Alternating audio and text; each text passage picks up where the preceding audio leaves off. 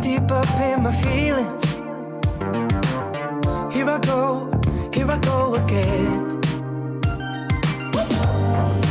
We just keep on repeating.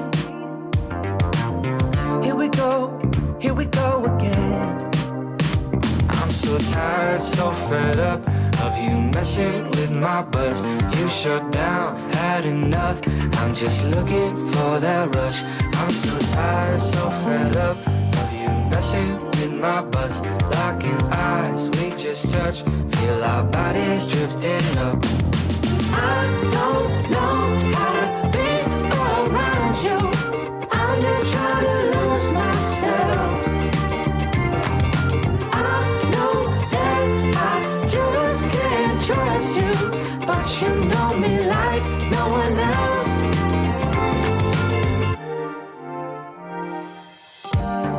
Stuck up in the middle, in between you and I. Maybe just a little bit to get me by. I'm so tired, so fed up of you messing with my buzz. You shut down, had enough. I'm just looking for that rush. I'm so tired, so fed up of you messing with my buzz. Locking eyes, we just touch. Feel our bodies drifting up. I don't know how to be around you. I'm just trying to lose myself. I know that I just can't trust you, but you know me like no one else. Dance.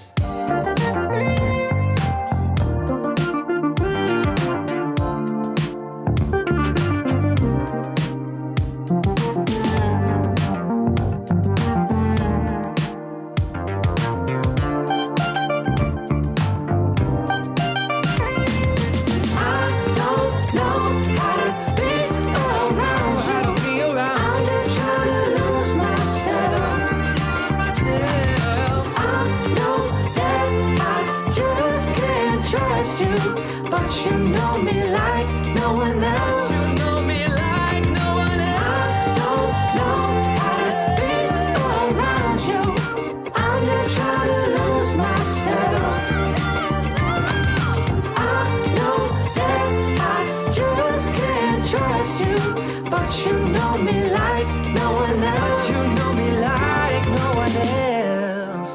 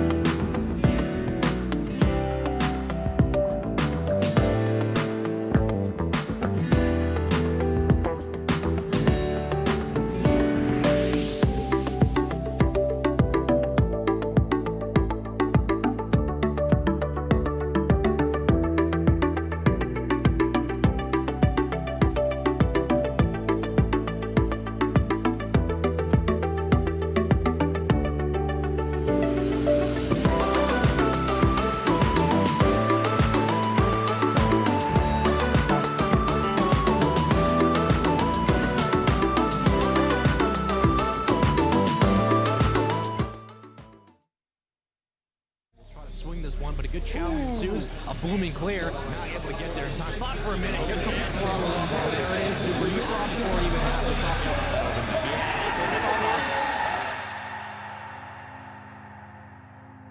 Working in the broadcast industry, it's quite exhilarating.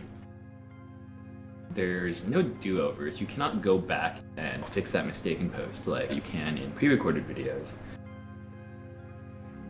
It has a very similar aspect to it as musical performance. 6, 5, 4, 3, ready, host, 2, 1, and play. Cue.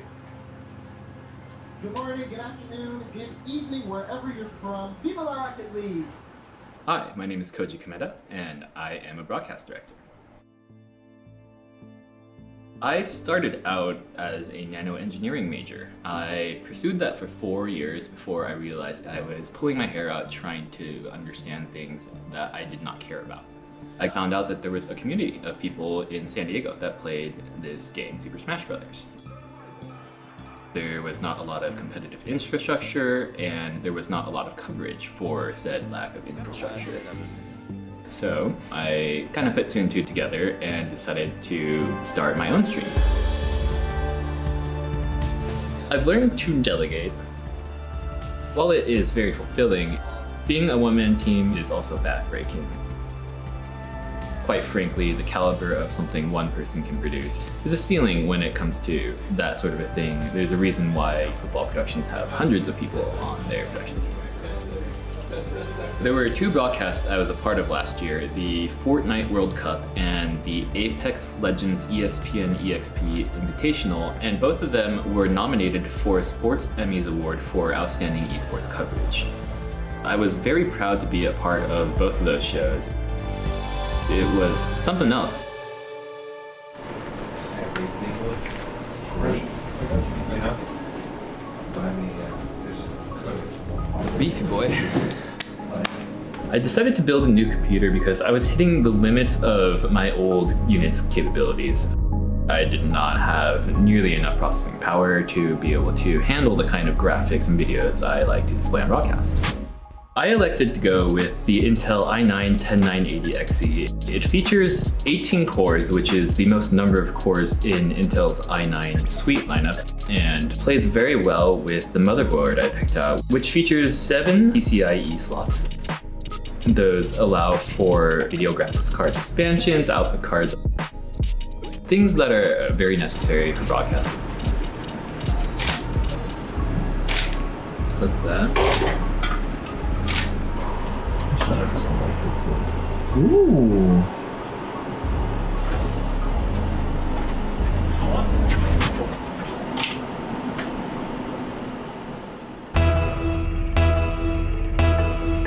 We'll see how Levens can respond, but it's Pin bringing you back out towards his corner, and we'll try to swing this one, but a good challenge ensues. A booming clear, not able to get there in time. Thought for a minute. Here comes the follow-up, and there it is. Super. You saw before it even happened. Talking about that. RLCS is called the Rocket League Championship Series.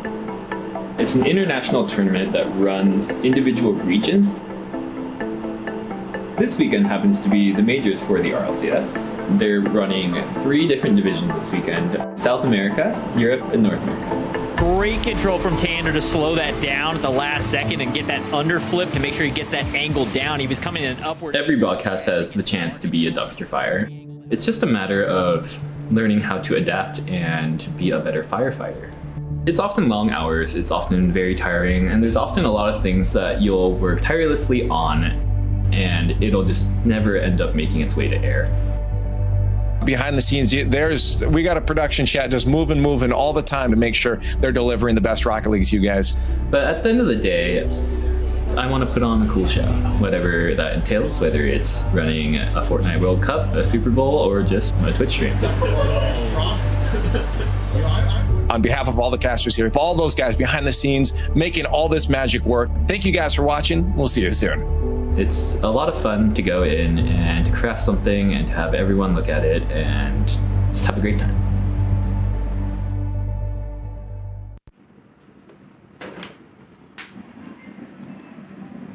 Sometimes when I play for people, they come up to me afterwards and they tell me that what I've played was something changing.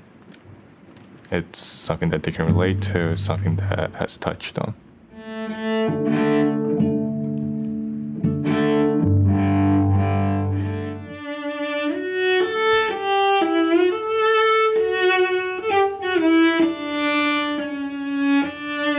And when I hear those responses, it's something that brings fulfillment to what I do in the practice room and gives purpose to the music that I am creating. My name is Thompson Su, and I'm a cellist currently studying at the Juilliard School.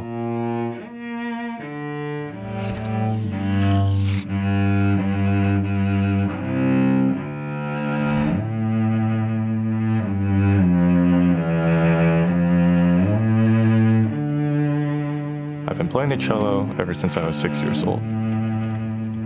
I actually didn't want to play the cello at first. My parents forced me to. My older brothers already played the violin and the piano, and they wanted a piano trio, so I was naturally put on the cello. But over the years, I've grown to love it. Its voice and its range reflects my own voice. I relate very deeply to it. I started playing video games when I was 5. I started with StarCraft Brood War. I was quickly drawn into the gameplay because it had many strategic elements that I extremely enjoyed. One of them being build orders, actually. It reminded me a lot of perfecting a technique in cello playing. Both of these things may seem very simple to a viewer. They may come out as seamless and easy, but it is the result of countless hours of practice. Hey man, you even had to call. This is the jersey I wore back when I used to play StarCraft 2 competitively. I played in the MLG back in 2014, and I was top 40 in the world on Global Ladder and playing random. I unfortunately had to step down from playing competitively due to time constraints, but fun memories. I currently just play games as a hobby and to de-stress. Currently the game I play the most is Apex Legends. My favorite character to play in the game is Caustic. He's a more of a strategic character. You can trap players in separate rooms by throwing gas barrels in front of the doors. And I love outplaying an entire team by myself and coming back to finish them off later. Living in New York is hectic. There's always something going on. Whenever I come back to the city, I'm instantly swamped with projects, with performances and activities. There's always something happening. I'm bouncing back and forth between playing music for a small classical concert on the east side, and then I have to go back to school where I'm playing just a chamber gig for an organization.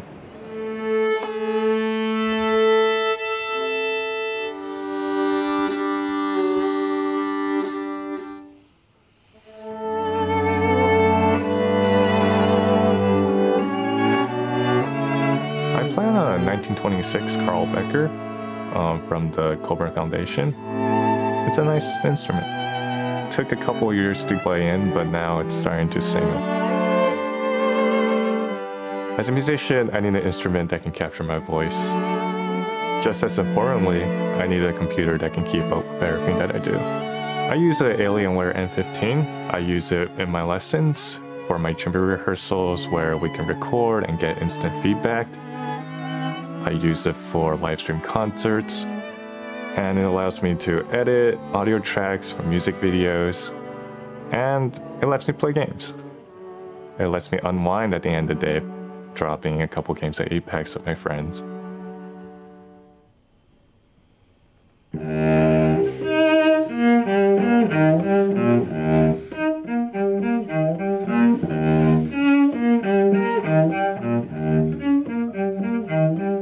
The pandemic has halted the live performance industry quite abruptly.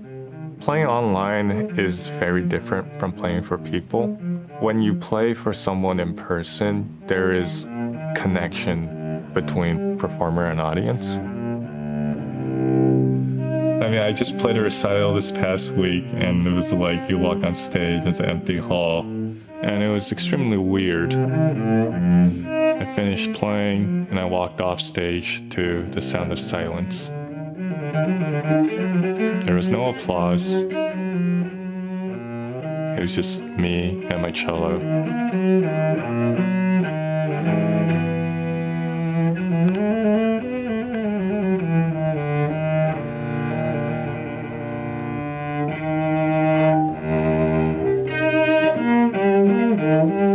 My professor at Juilliard for my undergrad, Joel Krosnick, told me that the journey of a musician is never black or white. It's always constantly moving and fluctuating. And that I should just always pursue what I love doing.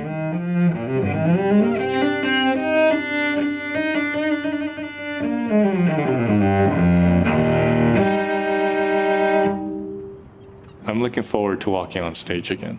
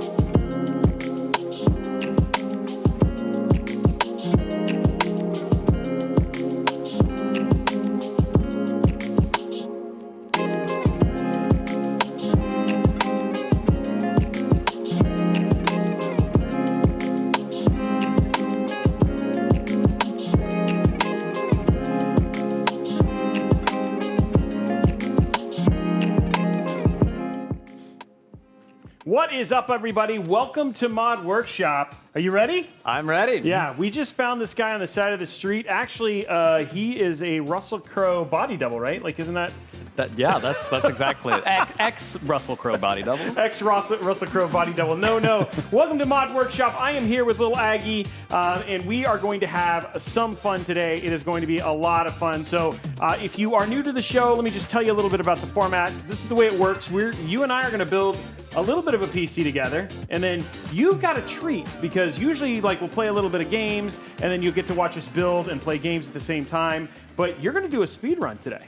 Yeah. Yeah. That's just he's just We're gonna try it. He's We're just gonna so try it. nonchalant about it. He's like, yeah, that's what we're gonna do. But so tell us a little bit about the speedrunner. And at the same time, there's a large part of my audience who does not know who you are. So why don't you introduce yourself? Tell us a little bit about yourself. Like, if something special. Okay. Yeah. Hi, my name is LilAggy. I am a Soulsborne Curio Ring speedrunner and challenge runner. I do a bunch of different crazy, wacky challenge runs on YouTube, and yeah, I like to go fast. So today we're gonna do a no-hit Elden Ring any percent speed run. So it's gonna take about 2.5 hours, hopefully, and we're gonna try to not get hit at all. Probably gonna get hit a few times, but It'll we'll see. still. And for those of you at home, maybe what we'll do is, we'll have a little fun. We'll put up a counter that just says if you get hit, so just that way we can go in there. You're on a show, we'll have some fun with that and all that sort of thing. So you'll do no hit, and I'll do lots of zip tie. Maybe that's how we do there and all that sort of stuff. But it should be a lot of fun, and I'm really excited about today's show because I think it's cool to see something get accomplished, regardless of whether it's exactly what your goal was or whatever it was. But to you guys, if you've never seen Elden Run, you will see it end to end, not in the way it was meant to be. Well, actually, we're gonna try to do it glitchless this time. Yeah. Okay. Typically, that's how the no-hit ones are done. Okay. So they stick glitchless, and it's current patch too. So a lot of the fun glitches are removed anyway. So. Okay, so that'll be cool. So I mean, people who, if you've never seen Elden Ring, this will be a great way to kind of experience the story a little bit. No, but it'll be relatively normal gameplay. That's Okay.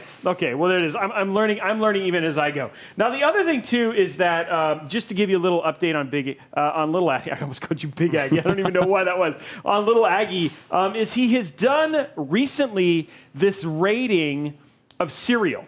Oh no! This rating of cereal, and I'm hoping at some point in time we'll bring that up. It's on his Twitter. We'll bring up the rating of cereal. I am curious, audience, where you are on this rating of cereal. Because at that, what are the two top?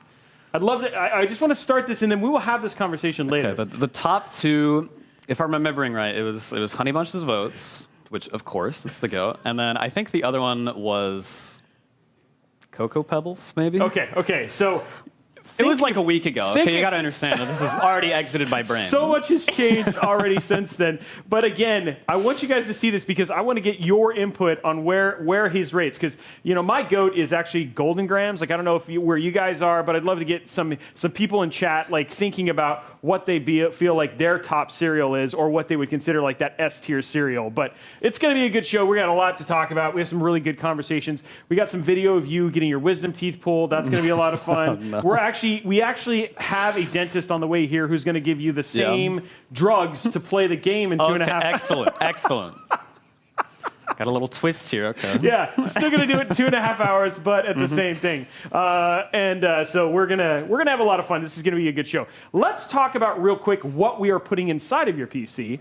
So that we can get some specs here. So we're going to bring those specs up here real quick. Here it is right here, our beautiful graphic. You're getting an Intel Core i9 12900K. You've got an MSI MPG Z690 Carbon Wi-Fi, which means you're getting Z690 PCI Gen 5, DDR5. You've got an MSI GeForce RTX 3080 Gaming Z Trio, the 10 gig edition. You've got a 1 terabyte Intel SSD, 660p NVMe SSD. I think you've got an 8 gigabyte Seagate Ironwolf Pro. I don't know. Eight gigs. I mean, 8 terabytes. 8 terabytes. I don't know what you're gonna do with 8 terabytes. That's a lot That's a lot of serial memes, I guess, or whatever you're gonna put in there. Sure. You've got Corsair Dominator Platinum RGB, 32 gigs of DDR5 RAM. I believe it's 5200 megahertz. You've got the NZXT H7 Flow, so good airflow case, which is good. You've got an MSI MAG Core Liquid C360 cooler. And then we've got that MSI MAG A1000G PSU. So you are going to be, plenty of power. It's a gold PSU, and then also just plenty of cooling and all that sort of stuff as well. So should be a very pretty PC. Now, aesthetically, we're going with the purple and white theme today. So we've got everything set up. It's all done and all that sort of stuff. People are asking how much. The build is about $3,000 pre-tax. Post-tax, $57 million. With the way it is with inflation and everything like that. So, but that's where things sit right now. So it should be a super good build. So tell us, I'd love to know a little bit about your story. Like, how did you get from Russell Crowe body double to serial aficionado to basically Sekiro, basically Souls speedrunning? Like, how does that translate? Like, is there school that you went for that, or like, what happened? Gonna make me improv live here.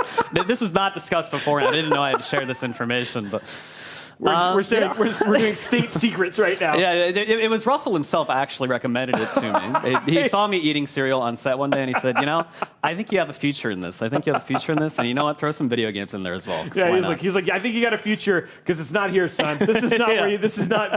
You're gonna be your and stuff from there.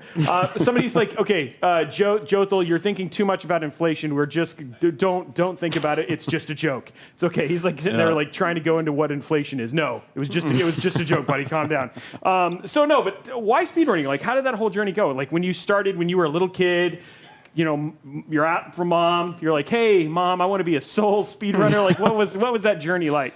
Well, originally, so I discovered Twitch and speedrunning via Games Done Quick, the charity speedrun events. Such a great charity. Yeah, it's awesome. It's awesome. But I think the first one I saw of that was Summer Games Done Quick 2014. Okay. And the game that caught my eye there was Mario Sunshine, which one of my favorites growing up. And the movement was just super sick. It was awesome. And then I started following some people on Twitch that ran Mario Sunshine naturally. And I watched them for a few years. And then 2017 rolls around, Super Mario Odyssey's coming out, and I said, you know what? I'm gonna try this too. Yeah. Okay. Why not? Okay. So we did pretty good. I was about 10th of the world, hovered around there for a while. So. And how many people was there 12 or was there more than, I mean, like, just to be clear. This is one of the most popular speedruns of all time. I would have set expectations here. Let's just say like roughly like 1,000 people maybe. But that's okay, so that's really good. Yeah, so really good, not really great. Okay, got it. Okay. Then Sekiro comes out 2019, and I was looking at it to maybe make a streaming career out of it in addition to just speedrunning for fun. Okay. So I said, you know what? We're just gonna totally switch gears. I'm gonna try Sekiro because I've always loved Souls games as well, and it turned out a lot better than that. And just when you think about the color palette between Mario Sunshine and Mario Odyssey and Souls. Those are that's a dichotomy. One's a little darker than the other, yeah. Yeah, I'd say only slightly. I mean, did you have to do like some mood boosting? Maybe get some additional vitamin D or sun, given like how much? Start to take some more multivitamins. Interesting. So, I mean, did you go to college? Like, was this something that you were like, hey, this is a path I know I want to do, streaming or gaming, or did you have like another path? It's funny. We were playing with an esport, Teamfight Tactics. Esport professional, and she actually has a law degree from like Berkeley or something, or Columbia. Sorry, Columbia. And so it was like, whoa, okay. But I mean, like, same thing, or are you are you literally like an astrophysicist who's turned streamer, or what's the deal? So I've got a computer science degree from IUPUI. Originally, I wanted to pursue developing games, and then I realized that developing games is maybe not the greatest industry to be in terms of work-life balance stuff. So. Then I switched gears, just went to, just regular old boring software development. I worked for United Health a few years. Okay. And and then I just started streaming as a hobby. And I've always been passionate about gaming. It's always the dream to be able to do that as a job. Okay. And Nice. It works out. Well, I know a thing or two about game development. I don't know if you know this, but I was a 20-year Xbox developer. So I was a game developer before I became doing this stuff too. So a little bit of a similar career. You're right, work-life balance. 89 trips to Germany in 2 years one time. It was it was definitely hard, but that's pretty awesome. Well, I feel like now, because Troy's like hovering over there, like pretending like he's watching over us, and he's got zip ties. So that's usually a sign. He's like, look, you need to actually start building now. Okay. So apparently we got to build this PC. Oh, look at this, throwing zip ties. All right, this is a party. You know it's a party when you start getting zip ties thrown at you. That could sound really bad too. But we'll put these off to the side and start doing the build. So first and foremost, we need your motherboard, and you have built PCs before. Yeah, I've built 2 or 3 in the past. Okay. So this is not new to you. What was the last PC you built? Was it your current rig or? It is my PC I had before my current rig. So the current rig I actually got a pre-built because it was the only way to get a higher level graphics card that way. So I decided to settle. But yeah, usually I build my own PCs. Okay, nice. Okay, so you've built something in the last few generations. But LGA 1700 is going to be relatively new to you. The longer socket, all that stuff. Okay, cool. Yep. So we'll still guide you just because it's more fun that way, and it feels like I have a job at that point in time. So we just don't want to. Welcome everybody. This is LilAggy show. Robey's out. All right. No. Finally, right. I mean, Okay, so let's go ahead and pop this open and go ahead and take the motherboard out and just kind of set it up and orient. You won't need any M.2 screws because this has the little nice latches thanks to MSI. So we'll do that. And then what I like to do is I take one piece of garbage and you just kind of throw it in the middle. That's just for Paul because he actually literally gave us a garbage thing, but I just do that just to make Paul mad. So there we go. And then if you want to hand me that, there we go. Okay, so the rest I'll throw in there so that way he doesn't actually get too mad because he does get his Hello Pandas. Where are you on the Hello Pandas? Have you had Hello Pandas? I have no idea what you're talking about, man. Okay, Hello Pandas. Raise your hands if you've had Hello Pandas before. So Hello Pandas are like these. I've had them in Japan. They're like these panda cookies with chocolate inside of them, and they had them at like PAX. And then since then, you know how like some people are like, hey, as talent, you get only green M&Ms. Like for you, it was like I want a special edition Xbox controller. Sure. Or for us, it's been like little Hello Pandas. So we'll have to have you. We'll send you some Hello Pandas. Those sound yummy. I want them, man. Paul said he would send you Hello Pandas. You can hear him laughing downstairs. Okay, cool. So motherboard out. Let's grab your CPU and your M.2. So there you go. If you want to open that up. Okay. Oh yeah, people are saying, oh yeah, they're great. Okay, good. Well, Those Hello Pandas are pretty good. There it is. So do you know what that is? It's a case? It's a wafer. Okay. So so you were obviously with your software development, that's their way of celebrating the golden wafer in this case. I like it. So they always have like crazy packaging. Oh, look at you. You're just I'm a natural. You're like, I know what I'm doing. Okay, so if you want to pop that out, just kind of set it down. And then what we'll do is we'll have you go ahead and open up the socket. There's a little bit, it's a little bit longer than what you're used to. Perfect. Yeah, it pops open versus before. Okay, and then you just go ahead and set that in. And it just goes just like that. Yep, just like that, yeah. Okay, now one thing that people enjoy is they like to see basically the socket cover to see if it'll jump over the VRM.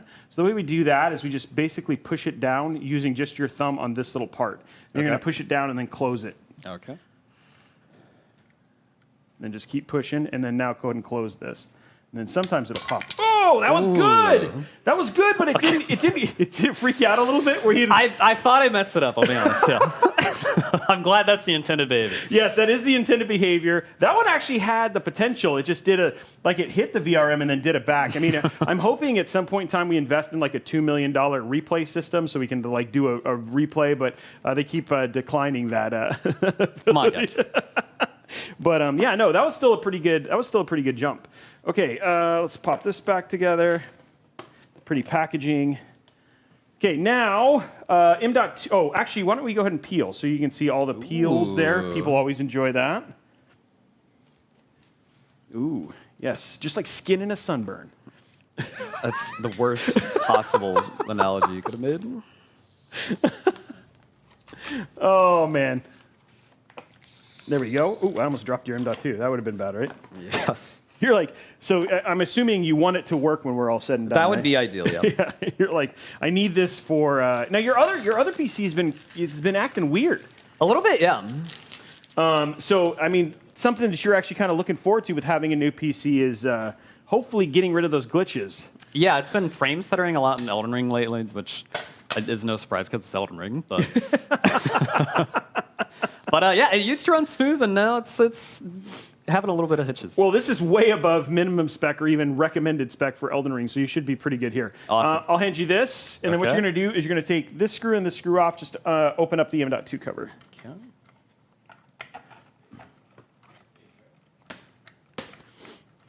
Elden frames, people are joking.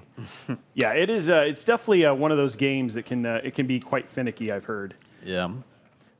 Okay, so now what we're going to do is there's a peel here. You can actually see there's a little. Yeah, there we go. You want to hand me that?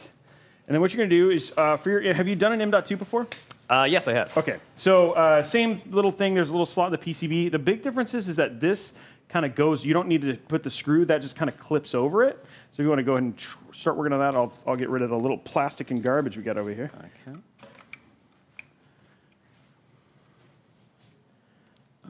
And you might have to push it pretty. I was doing the thing. It might. Yeah, I push it like a little bit harder than typical. I am scared. being wacky. Yeah, see if it clips in now. There we go. Okay, yeah. And then it just rotates the other way. Rotate other way. There you go. Awesome. Cool. Does this go all the way over? Yeah, it should go all the way over. Let me get rid of it. It's very close. It is. It is being. I'm trying to. I think it actually goes that way. Sorry, my bad. I was telling you backwards. False That is my information. bad. Okay. That is my fault. That is on me. That is on me. I'm sorry. I'm sorry. That is my bad. Okay, so one more peel there on the bottom. Yep. Perfect. Okay, and then if you want to just hand me that, and then if you want to screw that back on, Sure. then we're good to go. Cool. So building your first PC, like, what is it you said, like, I like to build my own PCs. What is it that you like about building your own PC? I mean, I like just knowing exactly what I'm getting and, you know, not having to buy something straight from the store that may or may not have exactly what you want in it. Who did also, you? it's just satisfying. Yeah, you know? I do agree. When did you actually build your first one? Do you remember? First one, I think, would be 2014, so senior year of high school for me. Okay. So not that long ago. Yep. And then you built 2 cents. Yep. Okay. Yep. So I built another one for me, and then I built one for my friend. Okay, nice. And then pre-built. Who did you end up getting a pre-built from? It was from Newegg. Oh, so an ABS system. Yeah. Okay, Yep. yeah. No, it's actually, I mean, ABS is actually very well rated. So we're actually doing, it's funny, I'm doing a show with ABS just next week. But yeah, Awesome. That's a good system. Yeah, those are actually, you're right, that was the best way to basically get GPUs at the time. Yeah. So you're just like, great, I chose something that was good, but at the same time, you're like, it's really, it's kind of the only choice I had. Right. If you want to grab your MAG Core Liquid C360 right there, we're going to get your bracket installed now. So if you want to go and pop it open, it's actually, sorry. Is this the wrong way to do it? Yeah. Uh-oh. It's okay.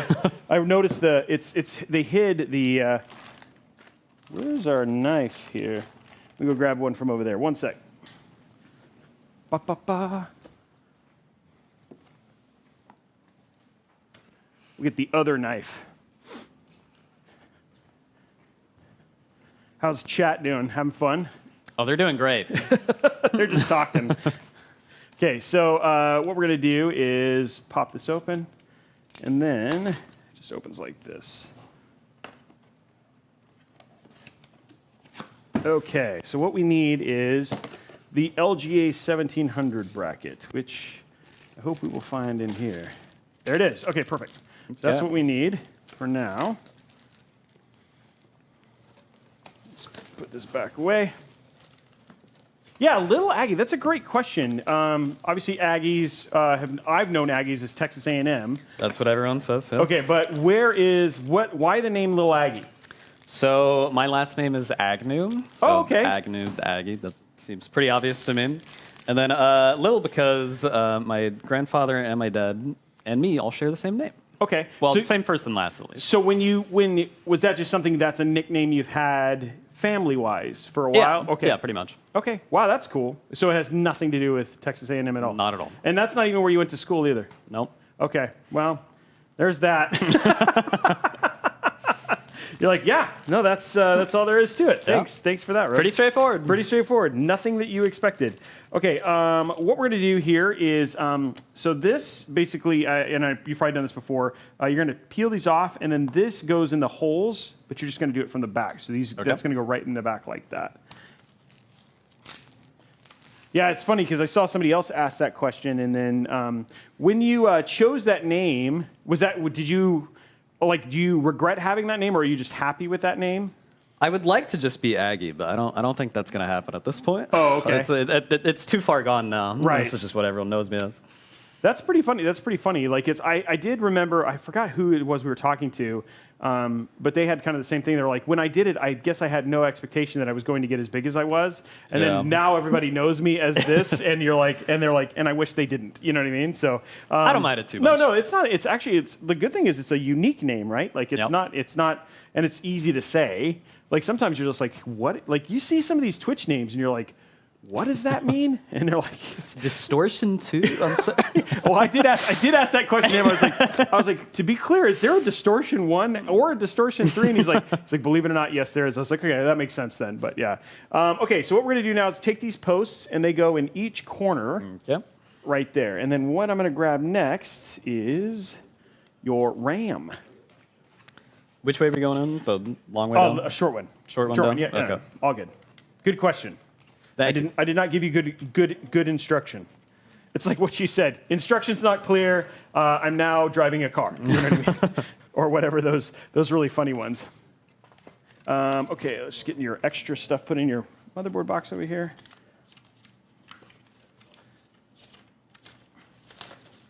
What's going on here? All right, there we go. Okay. Yeah, and there should be just 4, just like that. Okay, next up, fun DDR5 RAMs. This is 5200 megahertz, the fun, fast stuff. Now, this is always like something that PC builders enjoy, and that is just the level of click when we click in RAM. Ooh, okay. And so this RAM specifically has to, this has really good click. So just be a little careful. Sometimes you can get a little weak in the knees because it's just that good. And so, you know, we've had a couple of people pass out, bang their heads. So All right. that's what I'm trying to avoid. I'll try to contain myself. That's the important thing here. Okay, so what I'm gonna show you a technique. You've probably done this before, but show you a technique for good clicks, and then you just kind of sets the precedent for the build. So you can just repeat after me or do it your own way. But it's up to you. It's your PC. So what you do is you just stick them in with the label towards the CPU. Okay. And then you put it in like this, and then using your thumbs, good solid push. Oh, did you feel that? Click. Good yeah, click. that's a good click. That was a good click. Can we just get that was a good click. Same thing. Boom, boom. Oh, that's still nice. Not quite as nice, but you know, I'm not the expert here. Apparently, yours comes with explosions. Oh, okay. Did you? I don't know if you heard that. Did you get that? I did not. No. Okay, so yeah, apparently, when you put yours in, small children died. Who knows what happened with those explosions? But that's I guess that's what they have determined. So yeah, it was amazing. Like I love the sound of this. Now, fun thing, and luckily I think you're the first person we're getting to do this with. So this is my favorite thermal paste, and this is the spreading kind. So it's funny because myself, Jay's 2 Cents, Kingpin, we're all thermal paste spreaders. Some people just like to do like the dot method and stuff. I'm a dot kind of guy. Yeah, but with LG 1700 and specifically with AIOs, one of the reasons that we spread the thermal paste all the way is sometimes the cooling plates don't actually make good contact, and the best way to make sure that you're actually getting good contact if you spread is you can make sure you can take it off later if you're like, oh, my temps are off or whatever it was, versus if you just use the P method, sometimes it may not have spread that way, so you don't know. It's harder to diagnose, so that's why we usually recommend it. So what we're going to do is I'll give you start it, and then you can finish it out, and then we'll go from there. But it's pretty straightforward. I mean, it's like a Bob Ross moment. It's a little bit of painting. Okay. It gets you in your Zen moment, right? And I know that you need that for some speed running here later. Mm-hmm. So this stuff spreads really easily, and you don't need a ton of it. So just go about that much. And then what I do is I'll take my finger, and you just basically, see, it spreads so easily. It's just like doing a cake. So you want to basically cover the entire IHS with a even layer. Okay. And then this is like, sometimes we'll play like peaceful music. We've had a couple people fall asleep during this section as they're spreading things around. But you know, it's a big moment. It's a big moment. Happy little trees. There you go. Yeah, happy little trees. And what Bob Ross painting color is this? Oh yeah, exactly. It's just like if Bob Ross basically painted a snowstorm. This is what it would look like. It's whole tube too much. Yes, Kurosaki, that would be too much thermal paste. Yeah, whole tube is too much thermal paste. Dranzer says, only 2 DIMMs, what is the shenanigans? Honestly, there's issues with 4 DIMMs of DDR5. So the reason you do 2 DIMMs is because XMP right now and setting that RAM stuff doesn't have a tendency to work very well. So that's why you see only 2 DIMMs most of the case. So I know that motherboard manufacturers are getting better with that stuff, but right now it's just the way to make sure that you actually get your max speed. DDR5 is still relatively new, for sure. Yeah, Einstein, that was the stuff we were kind of talking about before, is that some people, it's like you put a blob or the P method and go from there. We have a tendency to do this because it just makes it a whole lot easier to diagnose if there's any issue. Look at that. How's my masterpiece That's looking? actually pretty good. Okay. Now, the good thing is like, even though you might have a little bit of uneven, they're clapping. You get a little clapping, which is good. Even if you have some unevenness, you're still going to get compression, obviously, when you put on the thing. So that is good enough. I don't even have to intervene. Cool. It's like you're a pro. I don't even need to be here. Next time on LilAggy Tech, you don't even need Robeytech here anymore. Cool.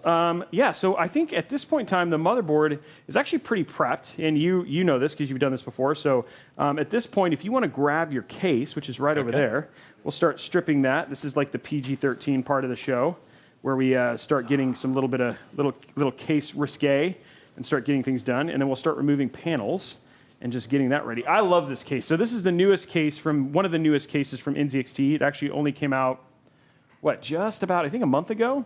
So this is their refresh of their H710 series. And this is called the H7 Flow, which means obviously airflow, which is good. So I'm going to put this off to the side. And then if you want to go ahead, this is all toolless. So you don't actually have to, there's nothing to unscrew. You can just start taking off panels. If you want. Okay. Yeah, so you should just pull towards you and all that sort of stuff. It should just come off. It's going to be a little tricky at the beginning. There it is. If you want to hand those to me, I'll stick them off to the side. Does it? I don't want to break it. Yeah, you just pull up. Just pull up. Okay. Here, I'll hold the other side now. There we go. That was being a little, I agree. That was being a little finicky. And I promise, we're not going to make you do anything here. It's just like, and it shatters. And you're like, and that was awkward. Thanks, Robey. You're going to go take off the side and then also the top as well. And the side should go the same way. Just got to bust out those old gladiator muscles, exactly. right? Yeah, exactly. Right. It's just like all of your fancy training. Mm-hmm. Whoa, whoa, whoa, whoa. Okay. And then the top, just solid pull. And then if you want to go ahead and do the same thing with the front,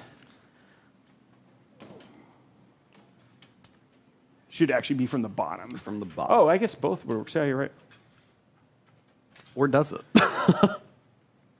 It should just There we go. Yeah, it's always that first one, and it's always. I have to agree, it's always a little nerve-wracking, right? Never know how much force you want to use, right? Yeah, and the one thing is this a good feel or a bad feel? The one thing you don't want is like, and your motherboard just flies off, and you're like, well, that was gonna work.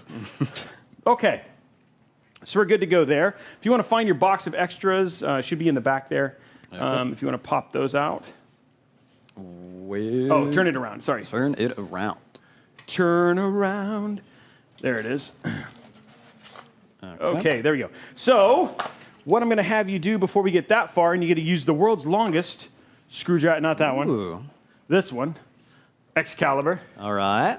Go ahead and remove your rear fan, and you can remove that fan in the front as well. We're going to be replacing those with Lee & Lee AL120 fans. I've got a little holder for you right here. Just pop it right in there. Okay.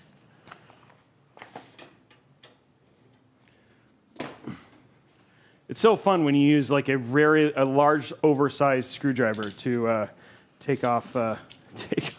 It seems unnecessarily large. Oh, it is absolutely unnecessarily large. I mean, but what's the fun in that? Like, you got to have like a little bit of hazing, right? True. So how long have you been streaming? So you talked about 2017 is kind of when you got started. When did you decide to become a full-time streamer? How long ago was that? So I went full-time November of 2020. Okay, so fairly recently. Yep. Okay, so you're coming up on year 2. Yeah, that's right. Wow, so any big plans for your 2-year anniversary? Not really, no, honestly. Okay, so I've heard differently. Really? I've heard differently. Oh, I've heard some pretty big things are going to be happening for your 2-year anniversary. That's what's been going on in the rumor mill. Okay. Right. Yeah, I heard that Elden Ring devs are going to be there. Like that's like the apparent rumor, and some big celebrity guests. So in the back. Big celebrity. Okay. I see. Yeah. So I don't know whom, but we're going to be revealing throughout the stream who's going to be at the 2-year anniversary. Great. Yeah.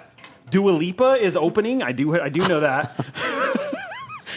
Fantastic. Yeah, who's excited about seeing some Dua Lipa also while playing Elden Ring? In fact, I heard that Dua Lipa has been working on her Elden Ring skills specifically for your stream. That's incredible. It's an honor. He's touched. Yeah. Really, yeah. I'm speechless almost. And then also I heard that you're getting the second sword. The second sword. Okay, let me solo her and me. Yeah, exactly. So Very nice. And then the game director is going to be on your stream as well. So this is all pretty cool. He's just too shy and humble to admit about who's coming. Well, it was supposed to be a secret, but you know. I guess we can unveil it now. I guess we can unveil it right now and do all the leaks. No, I'm just kidding. Actually, none of that stuff is true.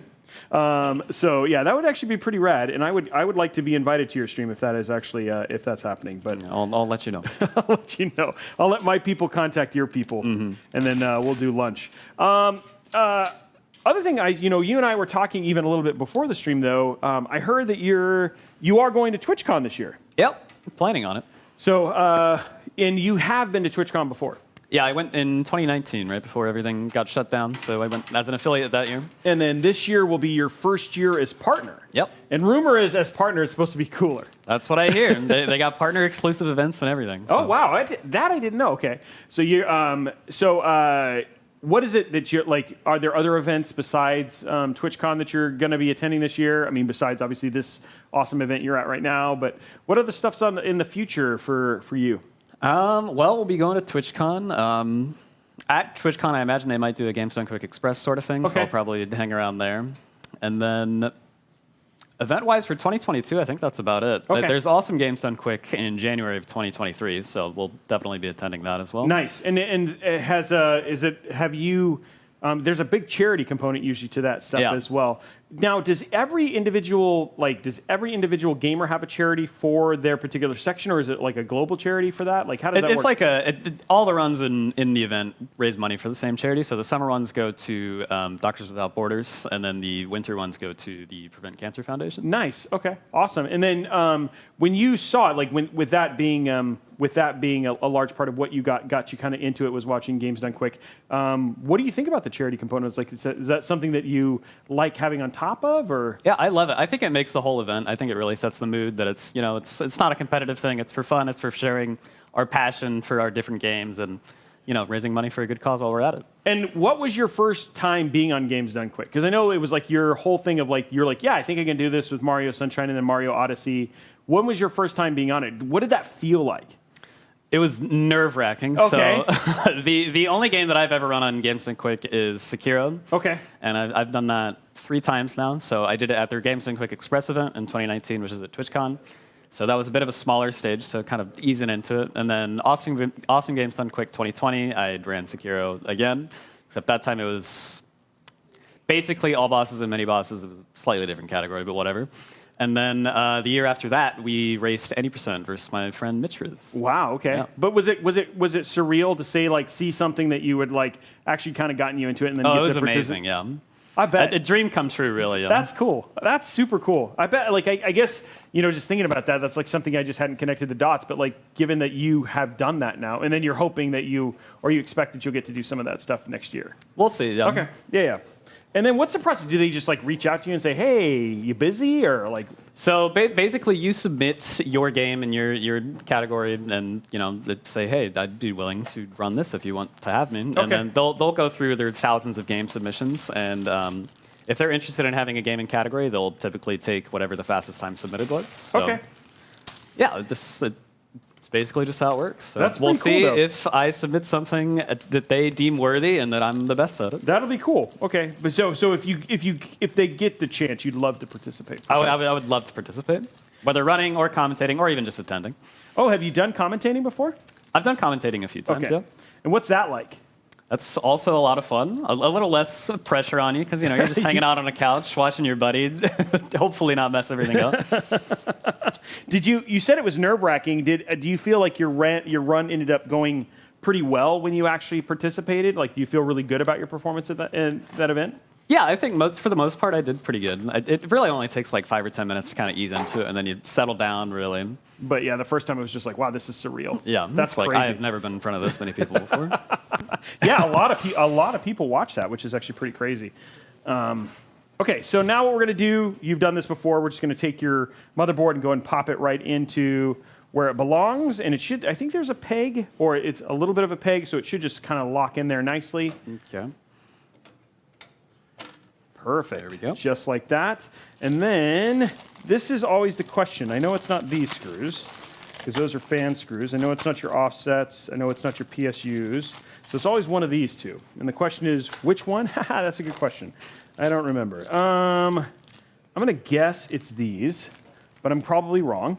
And that's just the way it always goes. So we're going to pop these and try these first. All right. And then if I'm wrong, then we'll try the others. That's the good thing about it. Okay, so let's give this a go. give you a little bit of an easier screwdriver for this one. The big one's nice, but in these ones, it's always nicer to have like magnetic. So that should be okay. Give that a go, see if that fits. All right. And then if it doesn't, then we'll try these other. Oops. Oh, God. Maybe it's not as magnetic as I'd hoped. and then if not, that may be the wrong one. Is it going in? I think it's going in. Seems good. Okay, cool. There you go. Well, then you've got more screws here for you, and going from there. I think getting to do a TwitchCon and stuff like that has always been really cool. I've actually never had the chance to attend it, and I'm actually pretty excited about it. And then obviously PAX West. PAX, they have a tendency to do a lot of speed run things as well. Yep. But you haven't had a chance to really kind of do a PAX. I have not. No, I've attended one, and that's it. Okay. What are some of the? Have you done any other collaborations? Like, what is the life? Ooh. Oh God! Wow. Just drop it. I'm sorry. What is the life of a speeder? Like, what are some of the things that, like, when you look at 2-3 years down the road as a content creator, what does that look like for LilAggy? Yeah, so I've branched out a lot from just the speedrunning to doing a lot of different wacky challenge runs, to the point where I think I'm almost more known for that than the speedrunning at this point. Okay. So if you take a look at my YouTube, which is, you just hit 200,000, right? Yeah, we're at about 225,000 now. That's Congratulations. That's huge. Thank you. But yeah, if you look at my YouTube, I like to do a lot of stupid things with Souls games, and maybe even branching out into some non-Souls content as well. Okay. Lately, I've been doing a lot of Pokemon stuff on my Twitch channel. Okay. Which we'll see if that translates over into the YouTube or not, but that's been a ton of fun. I heard that you did a blindfold run. Yes. Like, what was that like? Like, how do you even prepare for that? Is it just memorization? Like, yeah, so that took about a month of prep work. That's by far the most ambitious challenge run that I've ever done. Okay. Basically, it's a lot of memorization and a lot of flowcharting and figuring out, okay, if I hear the boss do this, I need to do this. And if I hear them do this, I need to do that. And yada, yada, yada. Basically, you come up with a as foolproof as possible strategy for every single portion of the game, and then memorize it, and then execute. So when you did it, and because I'm sorry, I didn't get to watch it. I just, these are things that I'm learning about you. Did you do it all in a single run? Yep. Wow. So it took about, I think, 5.5 hours for my run. 5.5 hours of remembering. I think is that everything? There might be one more in the middle. It looks like it's filled in. Okay, then I think you're good. Okay. Okay, awesome. Well, we are about 2.5 hours in. So what we're going to do now, guys, is this is the point where now it's time for, so big surprise here, guys. Today you're going to see a blindfold no-hit run of Elden Ring. In 2.5 hours. 2.5. Yeah. No, just kidding. In Elden Ring. No, but what we're going to do is we're going to take a quick break, get him set up for gaming, and today we're going to watch a no-hit, just no glitch run. Speed run-ish of Elden Ring, and it's just really just kind of more of enjoyment, and you guys getting a chance to watch some wackiness and have a little fun, and then we'll come back from there. See you guys in about 8 minutes.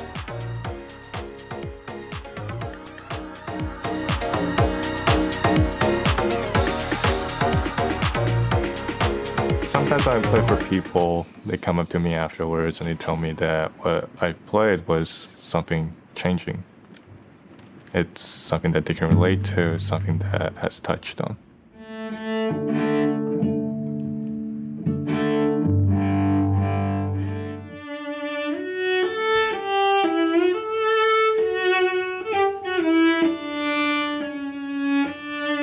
And when I hear those responses, it's something that brings fulfillment to what I do in the practice room and gives purpose to the music that I am creating.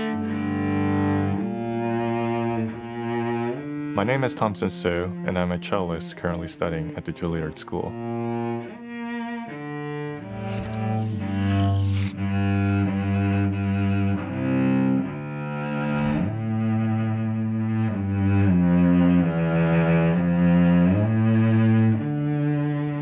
I've been playing the cello ever since I was 6 years old.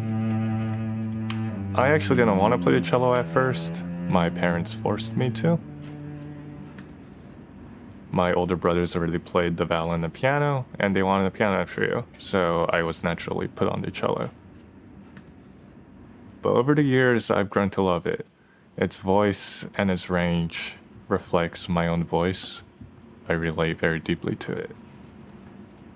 I started playing video games when I was 5. I started with StarCraft Brood War. I was quickly drawn into the gameplay because it had many strategic elements that I extremely enjoyed. One of them being build orders, actually. It reminded me a lot of perfecting a technique in cello playing. Both of these things may seem very simple to a viewer. They may come out as seamless and easy, but it is the result of countless hours of practice. Hey man, you even had to call. This is the jersey I wore back when I used to play StarCraft 2 competitively. I played in the MLG back in 2014, and I was top 40 in the world on Global Ladder and playing random.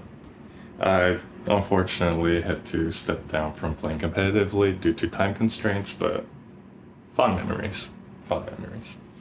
I currently just play games as a hobby and to de-stress. Currently the game I play the most is Apex Legends.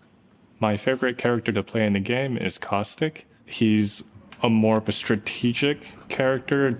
You can trap players in separate rooms by throwing gas barrels in front of the doors. And I love outplaying an entire team by myself, then coming back to finish them off later. Living in New York is hectic. There's always something going on.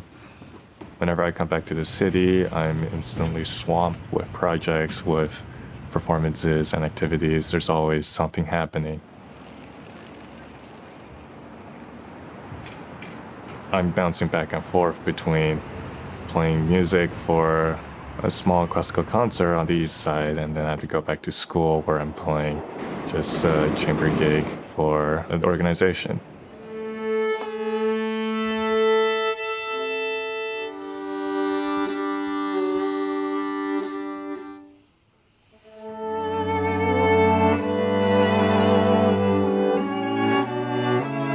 I play on a 1926 Carl Becker from the Colburn Foundation.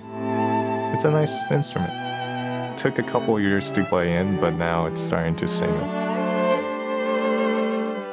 As a musician, I need an instrument that can capture my voice. Just as importantly, I need a computer that can keep up with everything that I do. I use an Alienware N15. I use it in my lessons, for my chamber rehearsals where we can record and get instant feedback.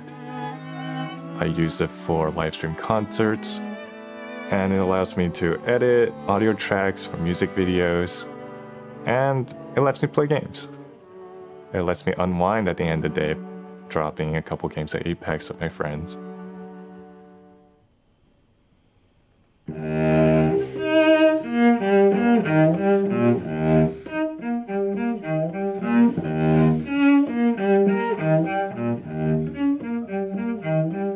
The pandemic has halted the live performance industry quite abruptly. Playing online is very different from playing for people. When you play for someone in person, there is connection between performer and audience. I mean, I just played a recital this past week, and it was like you walk on stage, it's an empty hall, and it was extremely weird. I finished playing, and I walked off stage to the sound of silence. There was no applause. It was just me and my cello.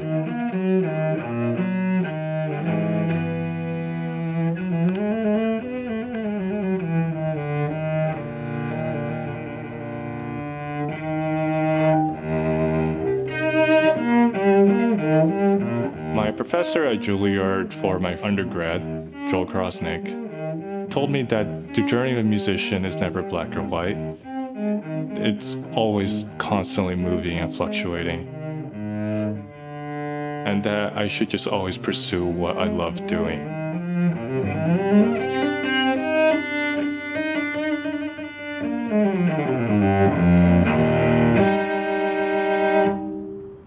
I'm looking forward to walking on stage again. What is up, guys? We are back, and we have LilAggy getting set up. So before we get too far, I've seen a lot of questions just asking, hey, what are the parts we're putting in there? And I wanted to go through the parts one more time, answer a couple questions that I've seen here in chat. So first and foremost, let's just walk through the parts that we're putting inside of his machine. We've got the Intel Core i9-12900K as the CPU, which means, of course, we're using Z690, so we're going to use that MSI MPG Z690 Carbon Wi-Fi. With Z690 versus B660, that means, yes, we can overclock this.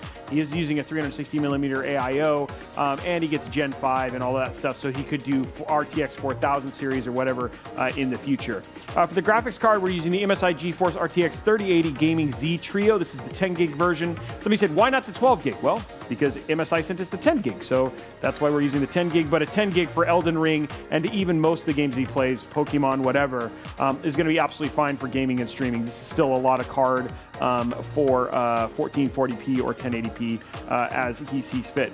For our SSD, we're using the 1 terabyte Intel NVMe SSD, the 660p.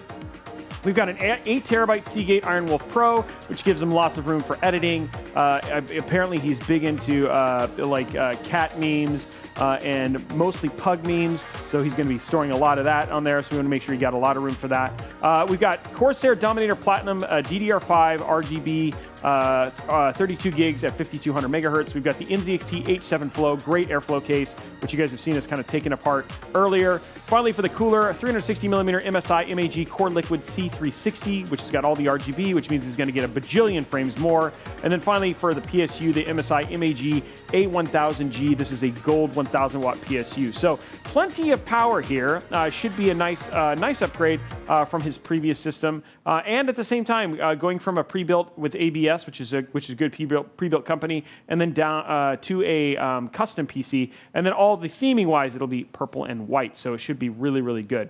A lot of people asking, just hate, talking about waiting for 4000 series, 3000 series. We have videos on that stuff. If you guys want to check that out, definitely worth going. Right now, one thing worth noting is that do expect 4000 series to be a lot more expensive and to have the same basically scarcity issues, especially as it comes really early on. And now is a very good time to get into purchasing both 12th gen Intel CPUs and PCs, because parts have become much more reasonable in terms of cost and availability.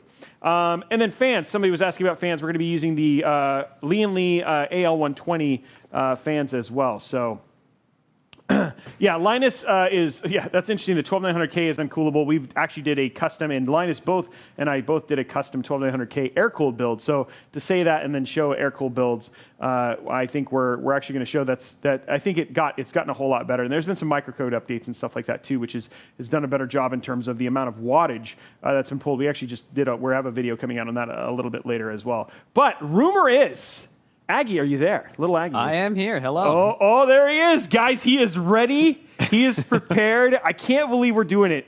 We're going to be doing a full Elden Ring no-hit run in 45 minutes blindfolded while also eating Hello Pandas. So it is going to be absolutely awesome. I also like how your blindfold, I don't know if you know this, LilAggy, but your blindfold is also Intel Blue. So I feel like did not know that, everything is coming together. We are just kidding, guys. He's poor.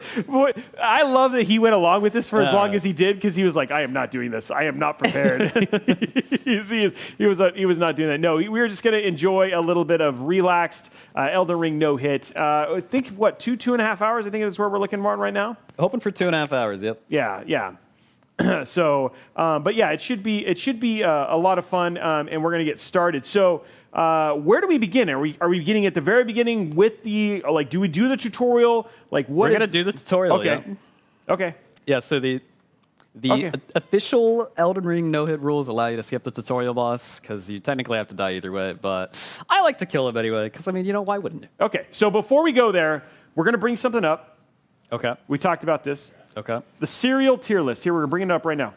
Here it comes. Here it is, guys. We got it up on here. So S tier, he's got Honey Bunches of Oats, Cocoa Pebbles, and Fruit Loops. Okay? Okay, so that was your S tier. Trinity. Those are the Holy Trinity right here. And then where is Golden Grams? Oh my gosh. I'm thinking that's a never D tier. had it. You had it never Is had it not even on there? Yeah, that's not my fault. Yeah, though. never had it. Oh, I never had it. Okay. He said never had it. Yeah, that's true. Okay, parent class, he's got kicks. Special K, which I know some Special K fans here. Special K, but let's see, 8. So I would put like Golden Grams, Cinnamon Toast Crunch. I have to say your A tier is pretty good. Captain Crunch, the thing is tough for me, Captain Crunch. I think Captain Crunch, the reason I don't have it at like A tier is you can never have more than one bowl before it cuts up the It hurts, right? Yeah, it hurts your teeth. That's exactly why it's A tier for me as well. Yeah. So they S tier taste, A tier experience. But so Kix, you have parents class, but Cheerios aren't parents class? Cheerios is that's an everybody cereal. Okay. Yeah. Where is like so in Wheaties you've never had either? No. Where's Lucky Charm? Oh, Lucky there they are. Charms Oh, is there on they are. there. They're A tier. It's definitely on A there, tier. Yeah, A tier up there. I like how there's so much Chex. Like you haven't had Chex. Raisin Bran you've never had before. Life you've never had before. I've had Life. That's like a different Life. The standard Life is I think A tier. Oh yeah, it's A tier. Okay, yeah. I gotta believe that I agree with you on that one. Life is a good one. Count Chocula. All of the like basically the wow, it's all just sugar is B. I think I would move Apple Jacks up to A tier as well. Apple Jacks is pretty good. It was a childhood favorite, but Yeah. this time it's lowered down a little bit. It's lowered down a little bit. Like so why Apple Jack? Like what is it about Apple Jacks that brought it down? I think it's the commercials, honestly. I don't like the cinnamon. Not a fan. Well, guys, I'd love to have your feedback. There it is, right there. I would tell you that's a spicy discussion with people rating cereal. So, and I see some people. Somebody said I don't see Cookie Crisp. Cookie Crisp was D. Somebody said. Yep. But yeah, it's interesting to see how much people get riled up the moment that you start talking about cereal. And then there's the people who are like cereal's nasty, and those people are there's a special place for you, and we'll not talk about that. But we'll go from there. Let's talk about Elden Ring. Let's get it started. Where are we going to get it going? All right, I'm ready to go if you're ready to go. I'm ready to go. I'm going to All start right. building. You're going to start playing. Why don't you walk people through, do an introduction, and then just tell a little bit of people about the run that you're doing. Yeah, okay, so we're going to do an Elden Ring 80% no-hit attempt. Okay, so we're not going to reset if I get hit a single time, of course, but we're going to try to keep the hits to a minimum. Ideally 0. 80%, if you're not familiar with speedrun terminology, basically just means that we're going to get to the end credits as fast as possible. We're not going to use glitches for this one because no-hits are typically done glitchless. And we're also on current patch, so a lot of the glitches are not present anymore. Anyway. And you said that the fun, you used to think some of them were actually pretty funny, but now they've we've got most of them out. Yeah, the best glitch that this game has is called the Pegasus glitch, where you can basically make the horse fly. Oh, is that gone? And it's gone in current patch. Yes, Oh sadly. no! Yeah, I did actually like that one, and I know that was a big one for just like getting it done quickly. Yep. For a lot of people. Okay, wow. So they got rid of that, huh? They got rid of that, and then they also nerfed pretty much every speedrun weapon that we would use. So. Oh, what about that finger one? The finger one, I am not sure of the efficiency of. I can't say I'm super familiar with that one. We actually made Larksa had to play with that, and she was a good sport about that. But yeah. Okay, so we're getting started here. Here we go. New game. All right. Somebody was saying time to trigger Aggie. I don't know what that means. I don't know what that means either. He's like, I get triggered all the time. So why are you choosing who you're choosing? You're doing Samurai versus some of the other ones. Is there a specific reason, or? Yeah, so we're going to go Samurai because he starts with a katana with bleed on it. Okay. If you don't know what bleed does, basically if you hit the enemy enough times, it does a huge % chunk of their damage, of their HP as damage, rather. Which is super, super helpful for defeating anything. There we go. Defeating anything without necessarily getting a lot of high levels beforehand. And then it also comes with a shield that we can parry with and a bow that we can shoot arrows with, which is it's pretty much just everything you would possibly want at a starting class. It's just by far the most prepared one. And you are going to try and take out this guy at the very beginning. We are going to try to take out this tutorial guy that you're meant to lose to. Okay. But this death doesn't count, right? Oh, because you can beat him and then still progress, right? Yeah, you beat him and then you have to jump off the cliff anyway. Okay, so this death doesn't count. Like this. Right. Yeah. Right. Okay. Got it. It'll count if I get hit to this guy, which Okay. hopefully doesn't happen. That would be extremely awkward to start the no hit off with getting hit on the first encounter. But we'll see what happens. Yeah. This is chill, guys. So like, don't like we're having a good time. He's getting a PC built. We're just showing you guys a little bit of quality gameplay. This would be way better than if Robey was playing this game right now. And then I'm hoping, talking to the production crew here, we can get a counter up for folks as well. So if we get hits and stuff like that, just so we can have that. Yeah, time. Time started. Yeah. Time started. Yep. So we're going. We're getting it going. Oh. All right, and parry one there. That's going to be the general strategy for this, guys. We're just going to try to bait out that parry over and over again. So how long did it prep you? How long did you have to like work at getting your first no-hit like full run? So my first no-hit for this game took, I think, 2.5 weeks to successfully do once I started actually trying to do it in earnest. And is there like a lot of like, do your palms get sweaty when you're like near the very end and you're like, oh my gosh, I'm just about to do it? It was pretty nerve-wracking. So the first time I got even close to no-hitting it, I got to the final boss without taking any hits, and then my internet cut out for half an hour. What? Yeah. So I got put on ice. And I was troubleshooting my internet for half an hour. I didn't know if I should just do it offline. I didn't know if I should wait and just finish it tomorrow or something. And then, yeah, we finally got the internet back up, and I'm like, okay, I guess we're just going to do this. And I walk into the final boss, and I got hit immediately. Oh, no. I was no longer in the zone. But the following day, then we did it successfully. Okay, so it wasn't too long after that. Yeah. Yeah, because I think the worst one is like when you're like super close and then it's like you feel like you're regressing over versus progressing. This guy is being extremely uncooperative right now. Well, I'm sorry. This does not normally take anywhere near this long. And I will say this to chat, guys. You do have to be a little bit more forgiving.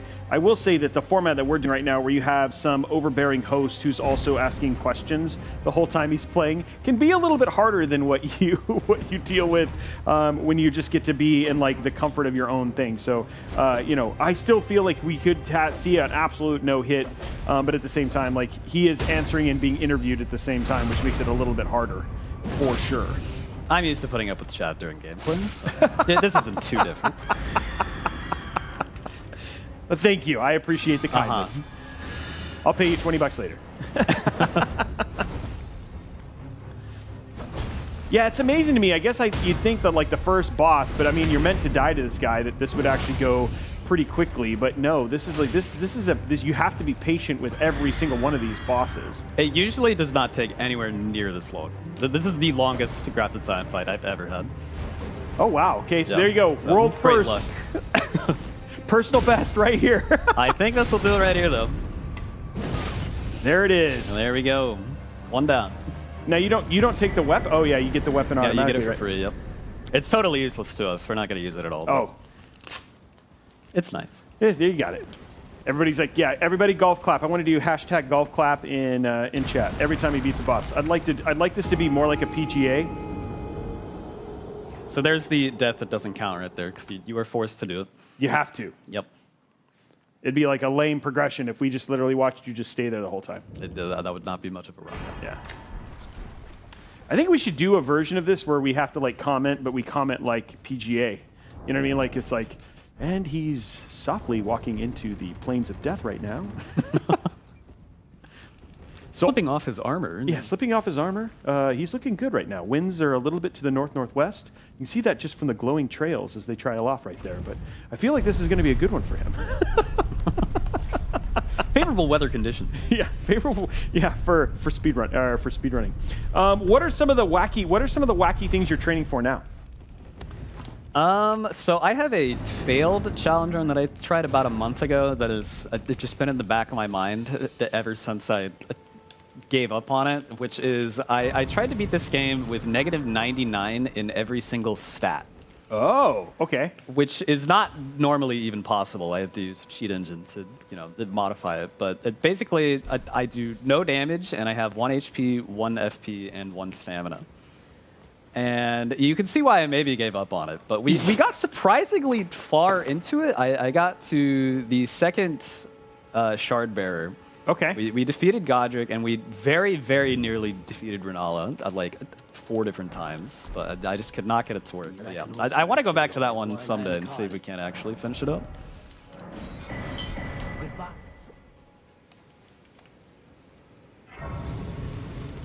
I do not know how long you've been running so far, you'd think, right?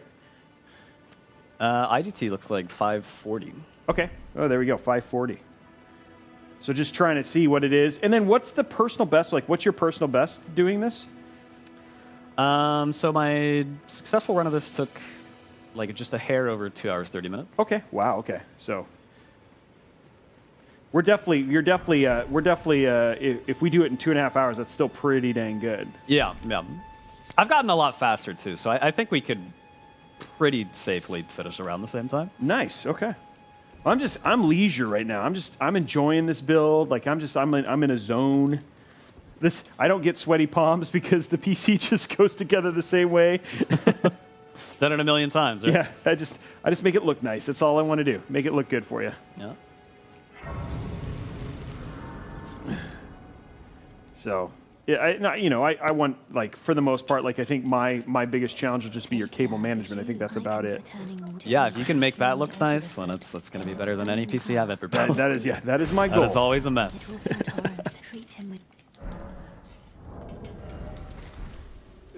All right, so now we are officially further than Robeytech ever got. He that said is true. Earlier that he never got the horse. I have never gotten the horse. That is absolutely true. So thank you for that. You're welcome. Yep. Personal best right there. Thank you. We can mark that down. Even though I'm still not playing. It's funny because I have it on my my Steam Deck. And it's like on my list of games to actually play through. I just have yet to do it.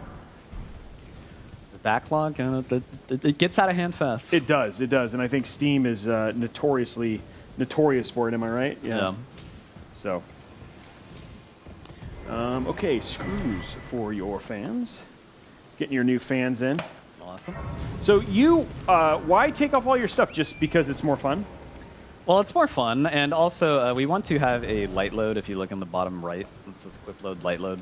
That gets us faster recovery frames on our dodge rolls. So there is actually a reason behind it, not just to show off. You're like, this is actually useful. That makes a lot of sense. And do you still enjoy playing Elden Ring? Do you feel like it's going to come out of rotation after a while here pretty soon, or? I've been taking a slight break from it the past week or so, but yeah, I still enjoy it a lot. It's a great game, it's expansive. There's a lot to do with it.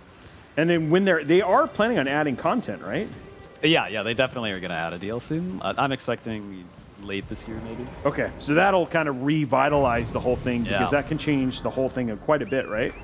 Yeah, that'll be a big shakeup, I'm sure. It's kind of one of the things that's nice about doing video games is just, and especially nowadays where content is just so critical to like success, right? Is like you can have a game like this that lasts a really long time and continue to make fresh content for it. Any rumors on what that content might be yet, or no? Or I don't think so. No, I think everyone's assuming that it's going to involve Mikola from the lore in some way, shape, or form. That's Melania's brother. Yeah, I don't. What do you think of the story? Like, are you like a big lore guy for this? Or I am not a big lore guy for this. I know the basics, and that's about it. You're like, yeah, some person is mad about something, and I'm gonna get a ring, and that's all I know. I'm just here for the action. I'm just here for the lulz, guys. I'm just here for the lulz. For sure. So, what are you? Is there like a lot of prep work before you start fighting bosses? There is a lot of prep work. Yeah, unfortunately, it's pretty front loaded, and then after we get everything set up, we're gonna fly through the bosses fairly quickly.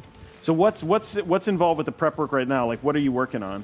So right now we are gathering up all the different pieces of equipment that we need and different crafting materials to, craft the stuff we need. And then we also need to pick up a few key items to get through the world. We need the Dectus medallion halves. And then we're also going to kill a giant dragon that's just kind of sitting there, because if you do so, you get 96,000 souls for free. Oh, that seems... And he's just sitting there? Yeah, so it's Grail, like a rotting dragon or something, and yeah, it's like sick with scarlet rot and can't move anymore, so you can just kind of hide behind its back foot and beat it to death very, very, very slowly. That's not the intended way to kill it, but it definitely works. And then you get 96,000 souls. Yeah. Yep. And then that's used to upgrade a bunch of different stuff. Yeah, so that'll basically kickstart our build to get a good amount of strength going. So is that the first thing you do, or? So it's gonna be in like 15 minutes or something. Okay, so what are we working on right now? So right now we are gathering grow fruit. We're gonna go to the Church America, grab the physic flask, and then we're going to get the first medallion half. Okay. So that's for the first 15 minutes. Speaking of that, wisdom teeth being out so late, what was up with that? I just never got around to it until 2 weeks ago. And then why decide to do it now? You were just like, look, I want to be like everybody else. Like everybody else has their wisdom teeth, and if they're going to jump off a cliff, I'm going to jump off a cliff. Is that what it was? Like 2 or 3 years ago, I went to the dentist just for your regular cleaning, and they said, yeah, these are probably going to have to come out within the next year. And then I just didn't do that. And then 3 years later, I was like, I should probably do that at some point before it's like an actual issue. And what would be the issue if you hadn't gotten them removed? So one of my bottom ones was impacted pretty bad, so it was like twisted and growing in at the wrong angle. So I assume it would just start hurting and maybe crowding my other teeth at some point. So you were like, this is the time. Yep. I'm getting all sorts of stuff done this summer. I got laser eye surgery done like 2 weeks before the wisdom teeth. Wow, you're like it's new and improved. It's upgrades, baby. It's upgrades. Yeah. You're like just like I got free 96,000 souls in real life. Now I'm gonna upgrade my body. Yeah. So you got your eyes taken care of. What else is on the list? So I have a ptosis correction for my other eyelid. So a ptosis correction, basically, it's when your eyelid's like too droopy. So I got one fixed last year, and I'm getting the other one fixed next month. Okay. And then that might be it. So three different surgeries in a summer. I think it's pretty good. That's pretty good. That's pretty good. And then bicep enhancements. That was the other one, right? Like you're gonna get unnecessary.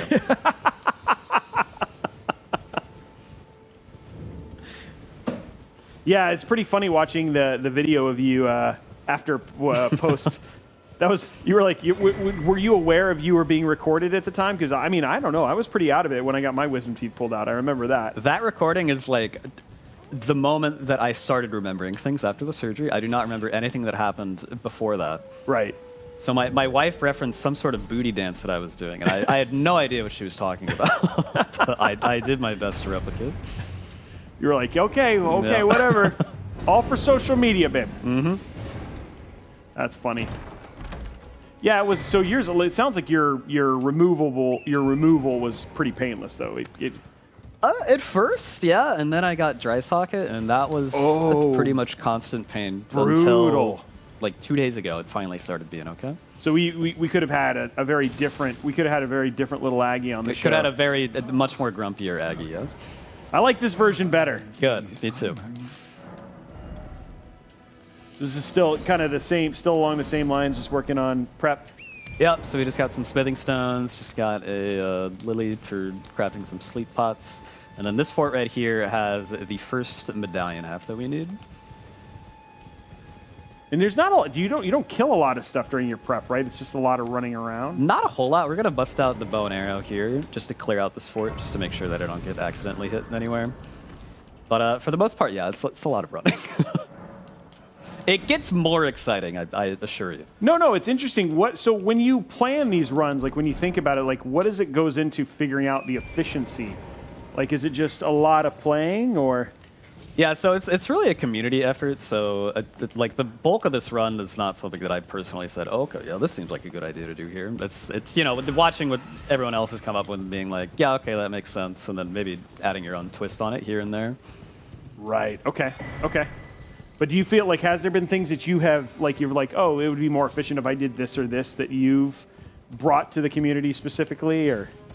I don't know if it caught on with the rest of the community, but I like to switch it up a little bit. For the first boss that we do, I'm going to be running the Bloodhound Claws for it, whereas I think most people just stick with the Katana for it. Nice, okay. So it'll be a little different than if people who might be tuning in for the first time being, oh, I've watched speedrunners. It'll be different this time, guys. It'll be ever so slightly different, maybe. Yeah. There you go. Then that's like, it's like adding sprinkles to your vanilla shake, right? Just a little bit different. So you're just clearing out all the dudes right now. Yeah, just making sure we don't get surprised by a rat just jumping out of the shadows. And how much did you have to play the game before you got to the speedrunning part? Like, so I took it nice and slow. My first casual playthrough, it was like 75 hours or so. oh wow, I So like how that that's was like- considered casual. Yeah. Like most, But yeah, after that, I pretty much dove right into the speedrun things immediately after. what is your so when you think about like just your shenanigans and all the things that you've kind of done? What's your proudest moment? Like, what's your big one right now? Like, what do you consider like, yeah, that was epic? Like For your Elden Ring specifically? No, just in general. Like, it doesn't have to be Elden Ring. I mean, just in like your like what do you consider like, yeah, okay, this was I'll remember this.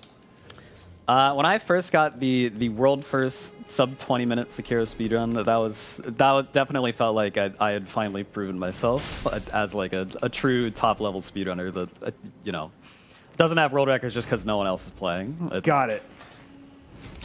That was a lot of work. It was the dream of the community for like a long time leading up to that. Wow. And then, like that happened live on stream? Yep. Did you get up and do like the Tiger, like what was your celebration? Was it like a Tiger Woods like, yeah, or was it like? Oh, you know, actually, okay, so it technically happened live on stream. Okay. But believe it or not, that this is another story where my internet cut out at the very end of it. So literally, like, as I started the final boss fight, my internet cut out again. And of course, I can't stop, so I just kept going. And yeah, then I finally stopped the timer at the end. It's a 1959, as close as possible, and I just type it in the chat from my phone, off mobile data, say 1959, and then I just see the whole chat blow up and go crazy. Wow, but your internet cut out. Yeah, I had the local recording, so it was all good. But Yeah, you obviously had like the proof, but still, it was just like one of those things. You're like, of course, this is when you're gonna fail me. It's funny because my internet almost never cuts out, but then on like 2 of my most hype runs ever, it cuts out right at the end. So just my luck. Wow. So that was kind of like your big one. You're like, hey, okay, now I've kind of made it as a speedrunner. Yeah.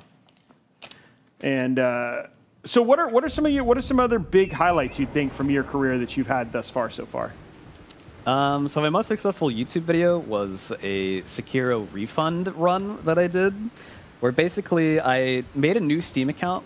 I bought Sekiro on it for $60, and then I beat every single boss in the game, including both versions of the final boss, in under 2 hours. And according to Steam refund policy, if you've played less than 2 hours, you can get all your money back. So you had to beat it so that we and showed it, and then get your refund for the game. Yep. And it successfully went through and everything, and it made for a great video. It'd be pretty funny if like Steam came back after watching that video being like, that's not how it works, son. Some people weren't too happy about it, but I've bought Sekiro 3 different times before this, so I think I can cheat about it one extra copy. Yeah, exactly. Maybe. It's like, how much is the game? $60. Yeah, we'll just donate that. That's fine. Yeah, we'll donate that to the fund. Yep. I'm sure they're fine. I'm sure they're going to be okay with it. Small indie dev from software. Yeah. Yeah, yeah, I heard they're really struggling. Mm-hmm.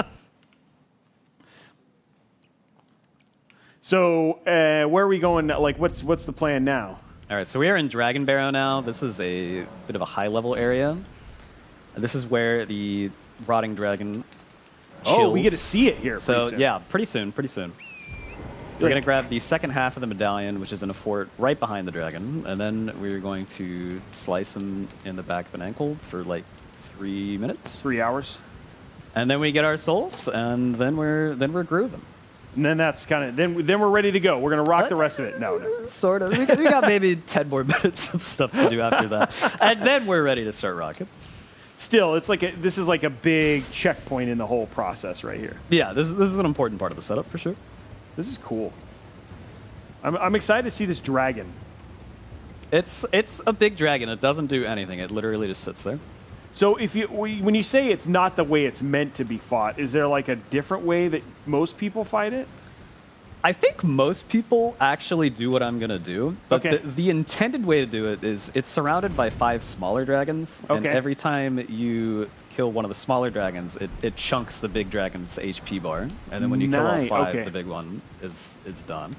So you're never really ever supposed to fight the big dragon either. Not there directly, was some no. other mechanic, and then somebody figured out, well, why don't I just go stand behind this thing and kill it? Pretty much, yeah. That's pretty funny. Hive mind. As a game developer, it's always impressed me like what people figure out, and you're like, yeah, that wasn't supposed to be a thing. But From hasn't patched that. No, I think it's pseudo intended. Maybe Right. I don't think they mind it, even if it's not exactly the way they would want you to do it. Is 96,000 souls a lot? For early game, it is a lot. Yeah. Okay. We're gonna get like 50 levels off it about. Oh, okay. Is this a high level area? This is a high level area. Okay, yeah. so is it pretty? So it's not something that like anybody could just go and like go here and. No, you would definitely need to have some knowledge going in to know to even go here and to know how to kill this thing without taking an hour of hacking at its leg. Which is one of the reasons that we chose the samurai, because that bleed is going to proc and it's going to do a percentage of its HP every time. Oh, okay. So that which is a huge help for this particular fight. Yeah. I'm learning. Maybe I'll get the horse next time. You're like, don't stretch yourself, Robey. Don't. One step at a time. One step at a time. Just boot the game and we're happy. So have you ever done, like, is there any, like, duo stuff that you'll do with, like, another streamer where, like, I don't know, one of you plays the game and the other one punches the other person every time they die or something like that? Or Well, there's a seamless co-op mod that released about a month ago for this game. Okay. It kind of cleans up the co-op experience to be more seamless so that you don't get disconnected after every boss. I messed around with that with a friend for just a little bit. We got some bigger stuff planned with that, though, in the future. Okay, so there is some stuff that you could, like, collaborate on or something like that. Yeah. Any thoughts about every time you die, I get to punch you? I mean, like, that feels like a very entertaining video. We'll see. We'll see. I'll get back to you on that one. That's like, you know, it's like on an episode of some of those famous movies where you just end up getting hurt a lot or whatever it is. So other shenanigans, like when you think about some of the funny, more wacky runs that you've kind of done, where do you get those ideas? You're just like is it just like you're reading something and something kind of comes to you, like the no refund one, or? Yeah, so sometimes you yoink them from other people and say, I'll just do that with my game. And then sometimes you see other videos and you're like, can I twist that a different way so that it works better for my kind of thing? Or sometimes you just have a stroke of genius and just sit in the shower and you think, oh wait, that sounds like a great time. I should do that. You should do that. And those are the ones. Those are actually the things that you like enjoy the most. Is the oh wow, you're at the dragon. Yeah, we are at the dragon. This is his ankle. You can see he's a big boy. He really is just chilling. Yep, he is just chilling. He's very sick. We're helping. Yeah, this is better for him. Yeah, like it really is. We're putting him out of a misery, even though it takes 3 minutes to die. Actually, she. But oh, she. How long? Where is the health bar? So the health bar is in the top left. You can see it pop up when I hit him. When I hit her, sorry. Oh wow, that's gonna take a while. Yeah, so we've already procced the bleed, I think twice, so it won't be too long. But Like- if you did this without bleed, it would be a significantly longer experience. Without bleed, it takes an hour. Oh really? It takes an hour, yo. Wow, yeah, that's way worse. Way worse. Yeah, I would not want to do that. I've decided that you're smarter today. just adding that in. For not that you needed the edification, but you know, I've decided to give it to you anyway. I'll take it. What are some other things that you're into, right? Like, so obviously you do speed running. We found out a little earlier you are married. What else exists in the life of LilAggy? Are you like do you collect stamps? You know, are there other hobbies that you are a part of? Are you a big kayaker? Maybe you collect human heads. I mean, like what? Lately, I've enjoyed going to the gym a lot. Okay. Been trying to make that a regular thing. It's been a little inconsistent lately, just because I've had to take a lot of time off for surgeries and trips like this and whatnot. But Okay. yeah, that's been my big thing lately. Whenever I'm off stream, I like to go to the gym for. What is it that you like about the gym specifically? Is it just something you like the way it makes you feel? Like, is it just like you want to be like, do you like hang out and like lift stuff? Like, what is it that you that makes it so enjoyable? I think it's a nice way to see progress in your lifts, and it's just kind of cathartic to lift a heavy thing and then put it back down. Do you think it's helped you with just your mental state as well sometimes? Or I'd say so, yeah. Okay. It's kind of a meditative thing, Yeah. And lifting's a big part of that. Also, just because you missed that from your Russell Crowe. Of course, yeah. Gladiator days. Takes me back. Like, I miss you, Russell. I miss you. I like how somebody in chat says, Robey is slowly going crazy. What? I'm keeping it light, guys. I'm trying to keep it entertaining. Wow. Okay, so going to the gym, and then what is your things about like your family? Like, what's your wife do? She also a streamer? Or? So my wife basically knows nothing about video games at all. Okay. She supports me, and that's what matters. You're like that's what she's cool with it. She's cool with it. Yeah, which is important. It's very important. Yeah. But yeah, she's an autistic behavioral therapist. Wow. Okay. So that's a great job. That's right? a very tough job. Yeah. Okay. Awesome. And then how'd you guys meet? Did you guys meet in school or? We met the traditional way, via Tinder. Oh, Tinder? Yeah. Really? Oh, she swiped the right direction. That's right.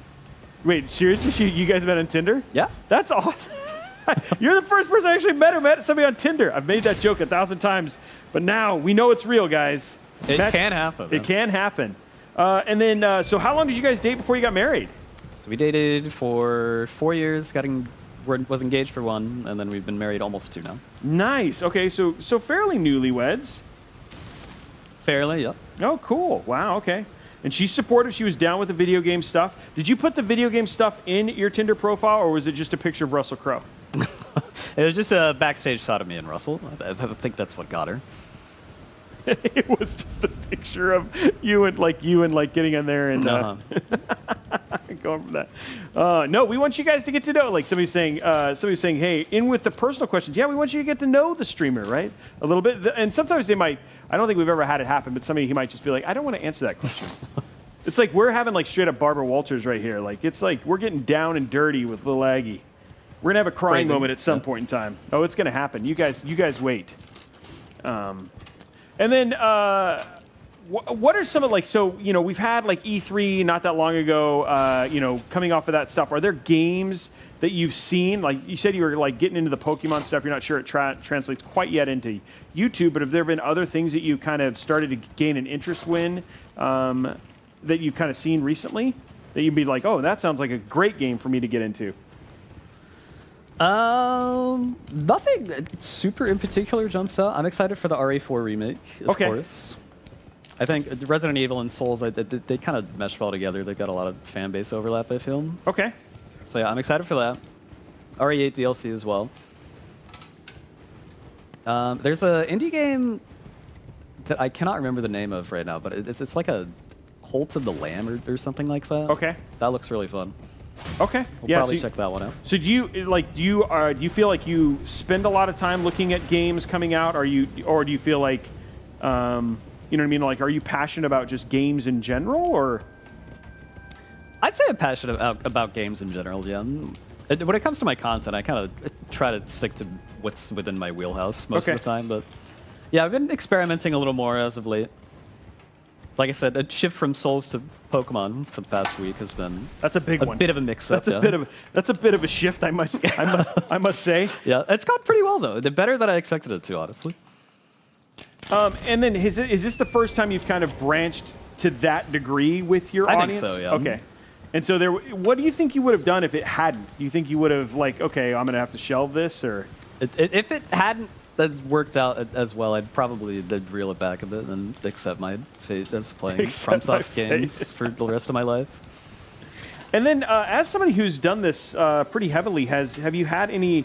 Has like From Software had any interaction with you or asked for feedback or anything like that? Like, have you had any direct conversation with the developers? I have not, though. Okay. The only thing I did, I got an early access key to Elden Ring. Okay. No direct line of communication to Miyazaki himself or anything. We're working on that. We're trying to get him. Rumor is, though, he'll be at your 2-year anniversary. So awesome.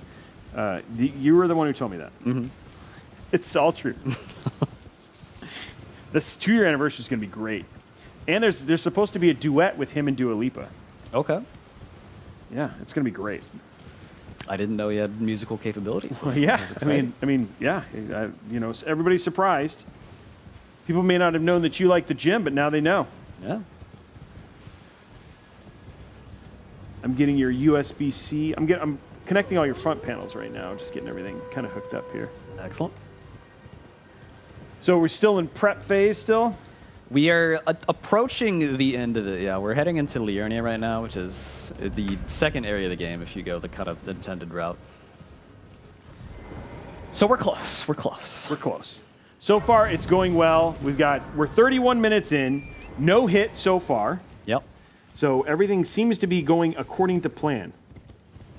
What would you think if we actually pulled off a no hit while live on the show? If we actually pull this off completely no hit, I will be shocked because I have not done an actually completely successful no hit in like months. So there is a chance that you could be like flabbergasted. I would be flabbergasted for sure. Yes. What would be your flabbergasted face? Oh my god.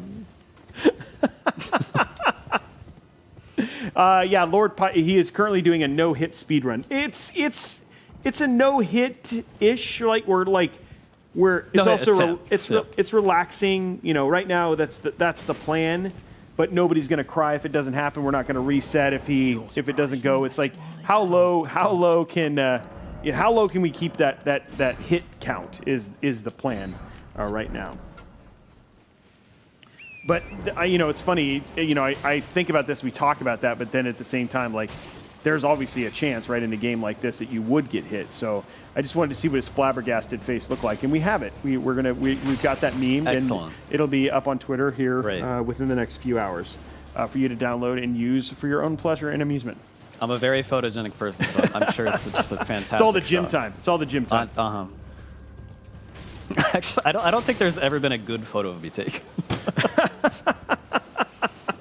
I'm sure what didn't help was the photos from your wisdom teeth pulling. That's Yeah. that never goes well. I have to say, like, it's just not a very beautiful time for any individual when you get your teeth pulled. Typically, no. Yeah. But you're glad it's done? I am glad it's over with, yes. Doing a little cable clearing and cable management action right here for you. So still prepping on my end as well. So you're just kind of zipping around the map right now. Pretty much, yep. So you said current patch. How often do they actually patch the game? So there's been 4 major patches since release. So. Okay. And was the one that got rid of all of the kind of glitches one of the major patches? Yeah. So the big one that killed all the fun was 104, and we're on 105 now. So do every time when you start a stream, do you say, "Hey, let's press F to pay our respects for 104"? Well, we can down patch. So if I'm doing a speedrun and I'm at my home PC, I'll have all the old game versions downloaded as well. I could just boot those up instead. But for the no-hit stuff, we'd stick to current patch. Because that's fair. Right. And then is there like a class of speedrun that says you have to run like whatever the current version is? Like, is that like also a thing? Because I know there's a bunch of different classes, right? Yeah, so there's a glitchless category. And I'm not sure if that requires current patch or not. It might. I haven't read the exact rules for the Elden Ring glitchless speedruns. But yeah, typically, if it's something that doesn't work on current patch, they won't allow it in the glitchless run anymore. Got it. And is there like an international body like the Olympic Committee that determines this stuff? Sort of. It seems like there is, right? There's speedrun leaderboard moderators, that do their best to represent the community as a whole and come up with a fair rule set and enforce them for everybody. That's pretty funny. Like, and it's like, it's kind of like. It's just crazy to think that there's like a body. Like, do you get a vote for them? Like, is there like no, no, not a democratic process. I'm a moderator for Sekiro. Okay, not Elden Ring, but yeah, I'm like the main showrunner for the Sekiro speedrun leaderboards. Hello. Hello, it's rather. I missed what I was. Could I ask that thug? This is my favorite character in the game right here. She sounds cool. Thug, please. She's actually a lizard person. Spoiler. Oh. And that's what makes her great. Also, she has bad gamer posture. Yeah, she really relatable. does. She really does have bad gamer posture. Like we need to get her. We need to get that fixed before she ends up with like some sort of debilitating thing as she gets older. That is not good for Tinder.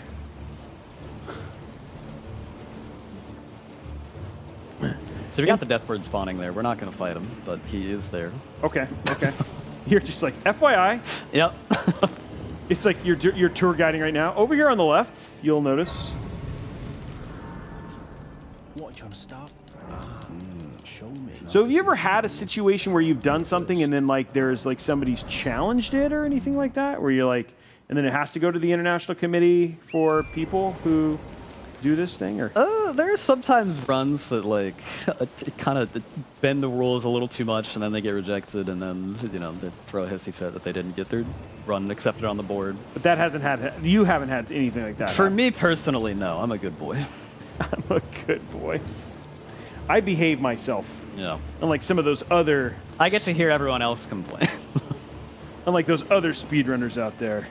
Besides, I am no foe of yours. Oh wow, you're already back to her. We're back. Yeah, we just ran a little errand for her. Please. Oh, thank you. Still blows my mind how much there is like to this game. It is massive. I thought I was at the end of it like 4 different times. And you're like, nope, nope, still more. Yep. And when you beat it the first time, did you play with your, like, did your audience get to watch the whole playthrough? Yep, yeah, I streamed the whole thing. 75 hours. I like how that was the casual run. I've heard of people taking way more more than that. Yeah. But I just like, I've never heard, it's weird for me to hear the term 75 in casual, you know what I mean? And I know for you guys it means a very different thing because you're just doing it to kind of get familiar with the game and understand and all that sort of stuff, right? So that's what the term casual, but it's just funny to have casual used in that same way. Okay, initial cable management done. And we're at 37 minutes. Okay. So you're coming at sub 2, you're like, if everything goes well, you're at the sub 2 hour mark. 2:30. Yeah. No, I meant like you have sub 2 hours left, right? Oh, yeah. And you feel like that's where you are. I mean, you did have that longer boss fight at the beginning. Yeah, that slowed us down a little bit, but it's probably fun. We're going to be finishing up the setup in the next like 2 minutes. So around 40 minutes is about right for that. Okay. And at that point in time, it's all about boss fights? Pretty much, yeah. Wow, okay. Boss fights and all the running in between them. Have you had a circumstance where somebody who just out of the blue has done something where you're like, wow, I had no idea this person was even attempting this, you know what I mean? It's happened before, yeah. Yeah.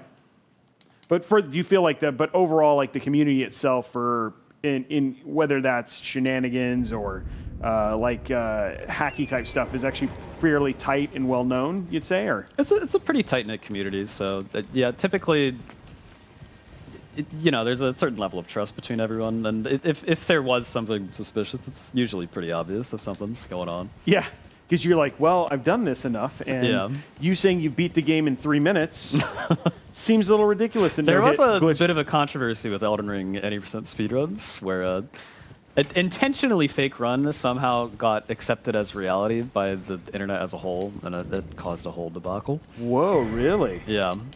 So if you haven't seen an 80% unrestricted speedrun for this game, it's completely ridiculous. It's 5 minutes long. Oh, I do remember hearing about that. But yeah, so basically someone did something basically parodying how broken the 80% speedruns of this are and posted like a minute time. Right. But it was fake. But then the internet was like, oh my God, they beat it in a minute. And then it was a mess. I like that. It was a mess. And then they just said that, but like, was there a video that went along with it, or? Yeah, so like it was like a series of videos where like the first one, it was like a minute 30 or something, and it was like to the layman, it was like semi-believable looking compared to regular actual speedruns. And then like she posted another one where it was like 30 seconds long, and it looked even more ridiculous. And then she posted one that was like 2 seconds long, and then at that point, it's like, okay, obviously these are fake. But she was proving a point. I guess so, yeah. They're just having fun with it, and they got way out of hands. That's funny. Build it, beat it in 2 seconds. And she was probably, a little bit is probably just testing how much people would believe to some regard, I guess so, too. yeah. A surprising number of people believe.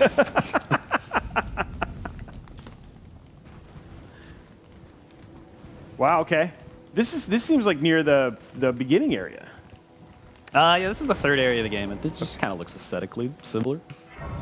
You can see how much I know. Yeah. So you've already leveled up. So what does the last bit of your prep look like right now? So we are going to go over to Raya here, and we're going to ask her to take us to Volcano Manor. Okay. Which is another Like you late do. game area. Yeah. So we're going to take her hand, and then we're going to teleport to Volcano Manor, and we're going to have to fight Godskin Noble there, and then the Rykard boss. Oh, so we're getting to boss fights now. Yeah, yeah. This is it, guys. Time Just to. a few more minutes, and then it's a. Then it's time. Yep. The magic's about to happen. These first, well, this first boss fight is gonna be pretty cheesy. There's a little bit of tactic to it. Okay. But for the most part, it should be a fully scripted thing. Which scripted just means that like it'll go the same way every time, and I don't have to like react to anything unless I mess up. And those are like everybody's favorite, right? Like Yeah, you want to be as scripted as possible when you're doing something like this. Somebody's like, play the cutscene. That's not the point. No time. We're trying to get it done. Somebody's like, I'm here for the story. You're in the wrong stream, I'm afraid. Do you get that very often when you have people streaming and somebody like, oh, I'm going to watch a full, oh, wait, no, you're not telling any story. And people are like, oh, I want to watch the cutscene. Every once in a while, there's someone who does not understand the concept of a speedrun. Yeah. Like, why'd you skip it? Why'd you skip it? Why'd you start over? Where are you going? I love the patience about the audience. You're like, sometimes I'm sure there's managing that. You're like, look, guys, we're going to play the actual game. Sometimes there's patience, sometimes not so much. Yeah, sometimes they're like, just get it going already. Ooh, what's all that? You just like... So that was just upgrading our flasks. Okay. So first we're going to kill a basic enemy over here, because he drops the Bloodhound Claws that we want for the next boss. So that's going to be a bit of a process. We're going to hit him once, and then we're going to run away. And if we run far enough away, his aggro resets. But his health does not. Oh, really? Yeah. So just a little bit of a cheesy way to do it, but it's nice and safe.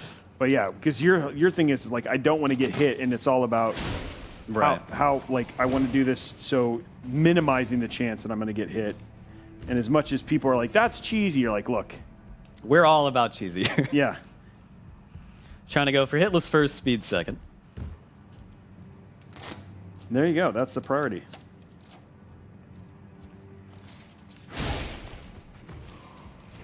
How many hits is it for him usually? I think it's 6. Okay.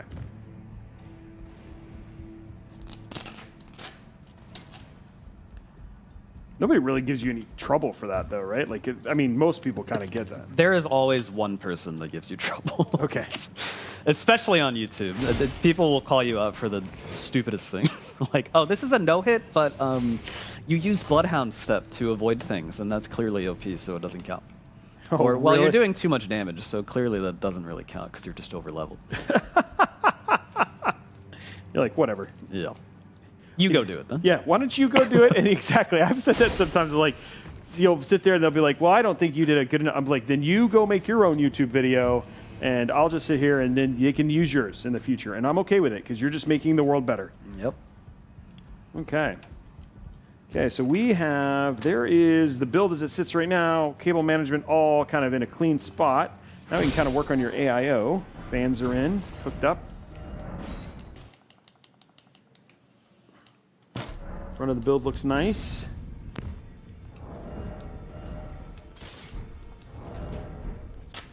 So you got your claws? We got the claws, yep. Now we're going to upgrade him a little bit. That guy's got a skin condition. Yeah, he's seen better days. May want to see a dermatologist about that, just saying.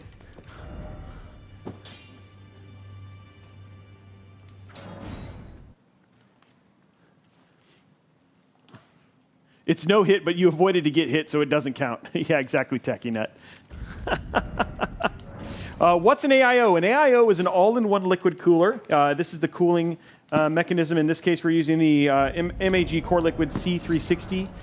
What this does is it actually has all of the liquid water-cooled inside of it. It's usually a glycol water mix. And so this is what we're going to use to cool the CPU. So that's what it's called an AIO, which is short for all-in-one. So that is what we're doing right now. So we've already got the brackets and everything. We're just putting the whole thing together now. I'm mystified by how the computer is being made. Everything is just electronic magic. I feel the same way watching LilAggy play. So it's just there's lots of mystifying happening right now. Okay, we're going to use our sleep pots here to make the lizards take a little nap. Oh, I love snap. these guys. They're the best. Those are great looking. They are great. I like the eyes. Yeah, that one had golden eyes. That's actually, they don't all have that. That one's a special enemy spawn that would give us extra runes if we killed him, but... But you're not going to. Yeah, no. Again, we don't want to get hit. Wow, this thing, he can drop from like a bajillion height. Yeah, that's like a near the max height distance you can drop without taking fall damage, I think. Oh, so there actually is fall damage. There is, yeah. Okay. Which I guess I should mention. So I say we're doing no hit. I'm actually doing no hit and no damage because no hit actually allows some forms of damage, such as fall damage. They don't count that as an actual hit. Got it. But you're trying to do like no hit, no damage. We're doing fully damageless, yeah, just because that's the way I prefer to do it. Got it. It's less confusing. Right, exactly. You know, we're doing it for the people.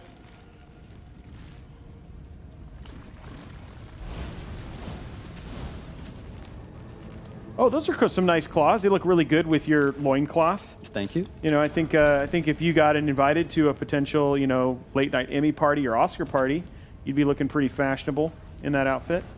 It's red carpet ready. Yeah, for sure. For sure. 10 out of 10. This lizard's name is Kyle.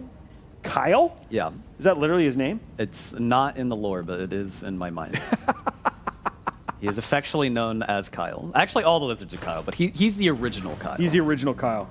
The Kyle. The Kyle, If you're looking for the Kyle, that's him right there. Not to be mixed up with Tommy, the other one. That's my name, actually.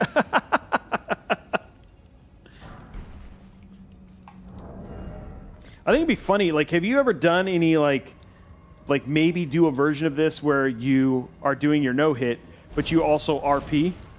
RP? I don't think I'm cut out for RP. Hey, Timmy. Hey, how's it going? Just hanging out with Kyle. What are you doing right now? You know, opening a gate. I have a skin condition if I get hit, but you know, I really want this ring.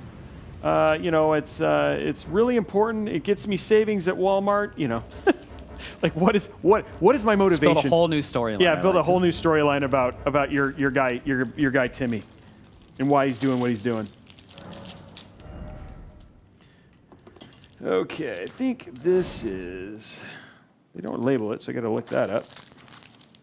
But for now, I can grab. I know this works. This part. RP stands for Ralph Play. That'd be my cat, Ralph. Yes. Yeah. Very good. He RPs all the time. Do you have cat cam?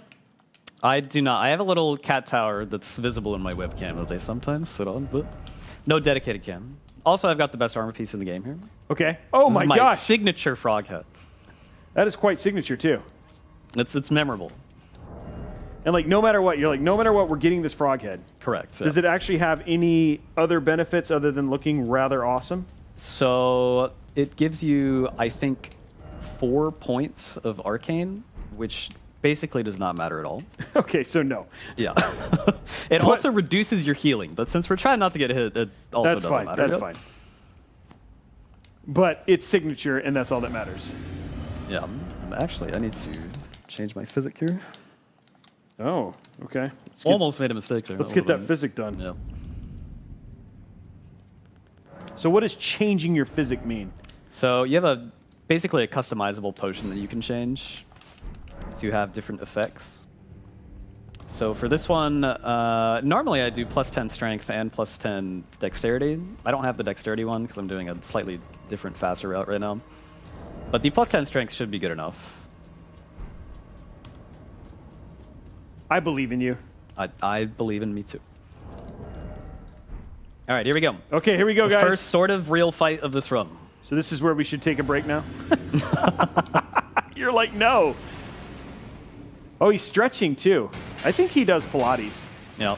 I'm pretty sure. So we're just applying our buffs there, and then we've got our sleep pots here, which this guy is a real sleepy dude. Man, he's a jiggly dude. Yes, he is. Okay. Okay, this seems to be going pretty well. Feeling good about how you're doing things so far? Yep. So we're just going for bleed procs, and then we're going to throw another sleep pot right as he wakes up, and he'll fall right back asleep. Wow. So this is the boss you were talking about. That's just kind of like if you want it to be routine. Right. Yeah. This is pretty scripted. Fall asleep, dude. Man, he's got a lot of extra skin. Yes, he does. He is very creepy. And there he goes. There he is. First boss down, guys. First boss, and there it is. So far, so good. It's going according to plan. Okay, we got the clap there. Thank you. Yeah, there it is. Little golf clap. Okay, guys, he is taking the elevator up. Yep. Very good job, especially given that wind challenge that he was facing the whole time. I still want to do this like as like a golf show. I need to research some yeah, golf like some of those commentary to really just nail that so well. Need to learn the key phrases. Yeah.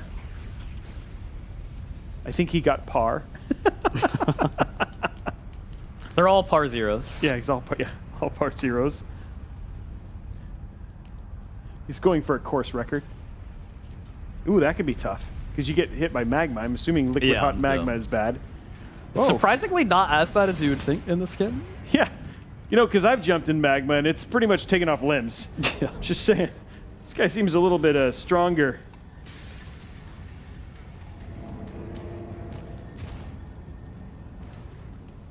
Ugh. So much cable management. Okay, we have a friend on the elevator. Oh. He jacked my ride. What a jerk. He died. Oh, he died. Okay. Oh, that's fine. You need the elevator to come back, though, right? Yeah, we got a lever here. We're good. Okay, good. I like how you're like, and we have a guest. Not somebody we want. Because that would be like a cheese thing if you got hit there. You'd be like, no! Yeah, that would be unfortunate.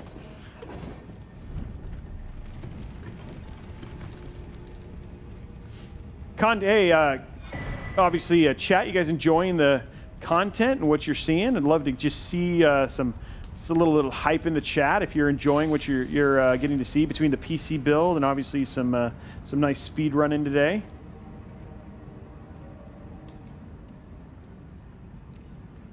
Good. Look at that. Lots of people.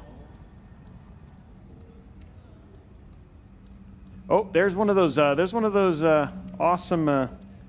Those cool characters. Mr. Kyle, yeah. Oh, using some Kyle sleep pods. It didn't work. That's no, awkward. that's not good. That is very awkward. We're gonna have to get a little creative here now. Uh-oh. Creative is not according to plan. No, it is not, though. I think we get away with it this time. Oh, good. See, the thing is, we have the same thing here on the show. Despite Will's camera work, we have to get creative sometimes and just... We're in. Almost, yeah. So who's the boss we're coming up on? So we're coming up on Rykard. We gotta gather a few more upgrade materials first, and then we're headed his way. I actually ran out of sleep pods here, so I'm gonna have to grab some more crafting materials. Oh, okay. And you'll definitely need some more sleep pods. Yeah, they're quite important.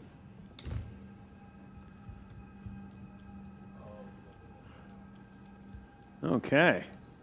Seems nice. It seems like a nice place to hang out. Like this could be a good place for a local B&B, you know? Yep. It's got a certain charm to it. It does. It does. I feel it. For sure.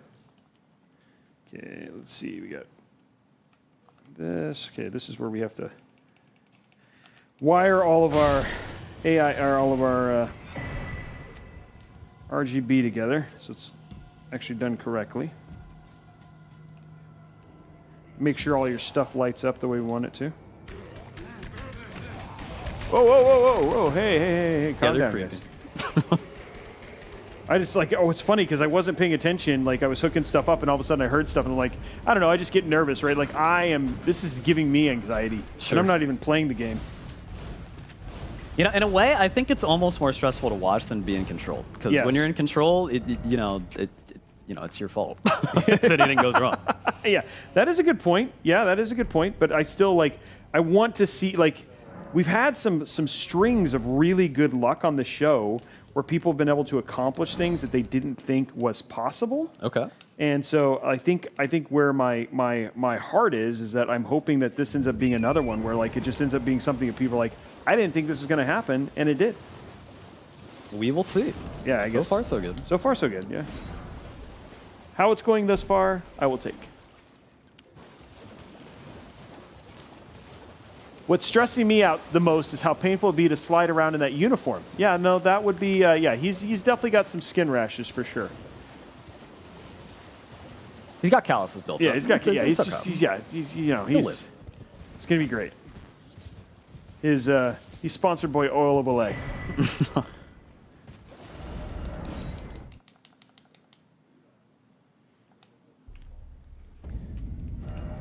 Okay.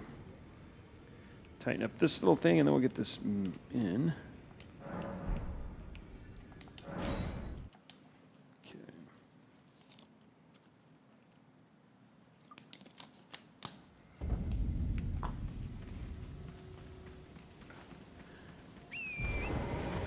And did you get? Are you getting more crafting components at this point in time still, or? Yeah, so I'm going to go ahead and get a checkpoint for a blacksmith that we're going to use to pretty much immediately max upgrade our weapon. Okay, which seems kind of important. It is pretty important, yeah. Seems kind of useful. Just taking a gander here based on what limited knowledge I have of the game. I'm actually, it's been a long time since I did just any percent. I've recently been doing no-hit all major bosses attempts instead, which switches around the ordering for a few things. So we're doing a bit of an improv order here, but it's fine. It'll work out. Makes it more entertaining. Sure. Yeah, you're like, sure. Let's go with that. Just watch me be confused and stare at a map for 5 seconds. Like, I was supposed to do what now? Yeah. Well, I believe in you, and you believe in you, and that's all that matters. That's right. That's right. Meanwhile, I'm over here installing your top mounting your AIO at this point. Getting your cooler on. Taking my time. So when you how much of this, like, is there some work that you do off stream as well? So recently, not really. When I was more serious about competing for like world record times and speedruns, or like really feel like I need the hammer and no-hit strats to start getting good runs going, I would do a few hours a day practicing offline. But these days, usually if I'm going to practice, I just stream it anyway. Right. Because, I mean, when you actually have to do it, you're going to have to do it live most of the time anyway, right? Right. And is that a component of actually making it, like, it has to be done live? I mean, it obviously has to be recorded, but does it have to be done streaming? Not necessarily. I mean, it's nice if it's streamed, but definitely not required. Okay.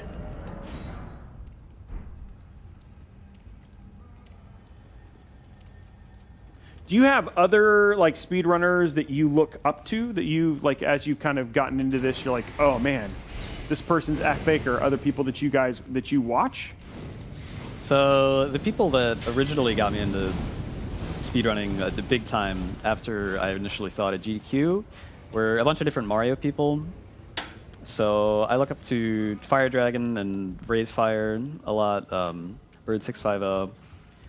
Obviously, in the Soul Spear, there's Distortion. Have you met him? Yeah, we've met a few times. He was on commentary for one of my GDQ runs. He's probably watched some of your stuff as well, I'm assuming. I would hope so, yeah. You're like, yes. If he's anybody and he cares, then I will have watched all of my content and commented and liked and subscribed.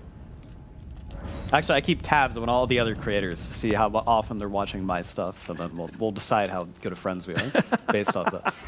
You're like, so here, looking at my spreadsheet I've made of your total watch time, I'm gonna put you at. See how I rate Serial? You're right up there with Tricks. Okay, so there's the boss right there. We've got the Serpent Hunter, which is going to be our main weapon for the rest of the run. And it's actually a gimmick weapon that you're supposed to only use for this fight. In this fight specifically, it's got like a extra like wind effect that does huge damage to Rykard specifically. But it also just kind of does a lot of damage in general if you fully upgrade it. So that's what we're going to do. So yeah, that's right. You pick up. I remember this from the Distortion run. You pick it up, and then you're from there. You're like, that's why this boss is where he is in the rotation. Right. So because he's a gimmick boss, and because they just give you the weapon you're supposed to use to defeat him, you don't need to be high level to do good damage to him. And then also when you beat him, you get a ton of runes, and then also that he has the weapon that we want to use for the rest of the run in his arena. So it just makes sense to do him first. And how many bosses are in this run total? That's a great question. Maybe like 10-ish? Okay. I actually need to grab one more thing before we do the fight here. I need to get a gold pickled fowl foot. That's what I was going to bring that up. I was thinking you're missing the gold pickled fowl. Yeah, there we go. So that gives us a 30% rune boost for defeating the boss. How often do they nerf equipment and stuff in the game? Pretty frequently or not frequently? Or they nerf the speedrun weapons pretty frequently. Other equipment, I don't think they really touch too often. But no, they have not nerfed this weapon that you're using so far. No, I don't think so. Actually, they buffed it a little bit. Oh, nice. Yeah. That's probably because you invited the Mitsuguchi. Is it Mizuguchi? Miyazaki? Miyazaki, yeah. Sorry, I got that name completely wrong. It's because you invited him to your party. Yeah, sure. Let's go with that. That's why I buffed it. All right, boss time. Okay, here we go. This guy has one move that is almost impossible to dodge. As long as he doesn't do that, I'm pretty confident in this. Okay. Whew, I'm taking a breath for you.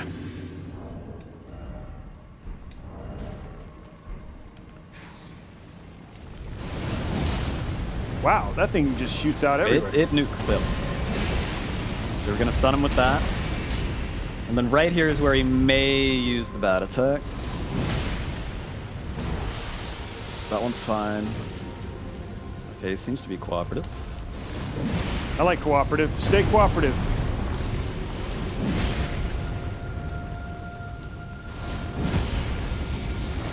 Okay, there's phase 1. Oh, that was only the first phase? Of course, yeah. Now we have phase 2. Oh, man. My heart can't take this.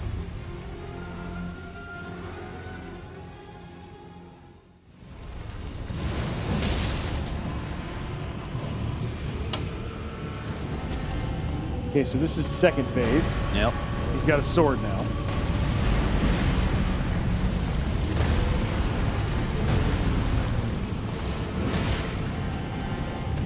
How many phases are there? Just 2. Okay.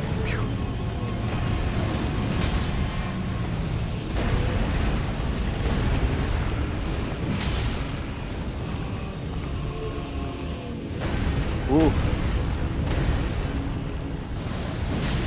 Does the air shoot a long way? Like, is it It shoots pretty long, yeah. Not quite infinite, but a pretty good distance. Yeah, like that was out of range. Yeah. Oh, this is... I don't like this.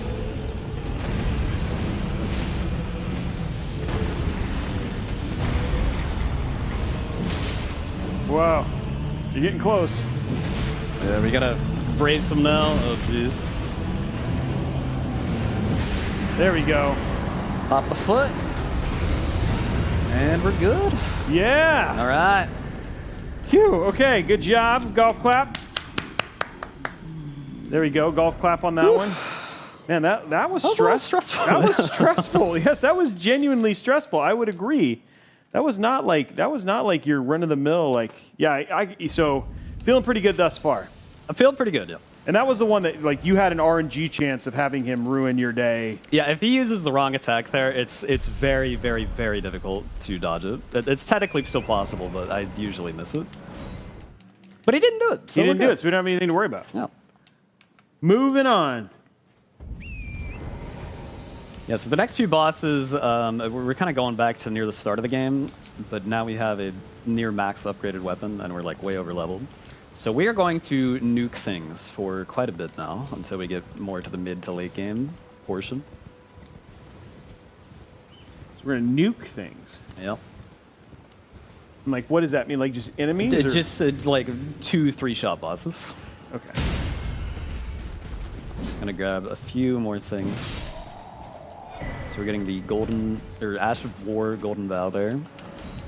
So that is a 20% damage boost. So this is all, like, this is kind of like a nice lull after you've done something. I mean, even though he was like kind of even though he was kind of like a pushover boss, right? Like, still, there was a chance of having him do something that could have screwed things up. And now the rest of it is just because you're so OP. A little bit, yeah. Yeah, Rykard's not the scariest boss in this, but he's definitely not a completely free one. Right. He used to be one of the bosses I struggle with the most, but I've just done him so much now, so I know all his tricks and quirks. Except for that one stupid attack, man. Yeah, that you still, the one that you're like, please just don't do that one attack, and I'm... It's genuinely maybe the worst attack in the game. Very poorly designed. You can talk to him about it at your party. Yeah. Like, listen, buddy. Just getting your fans installed here.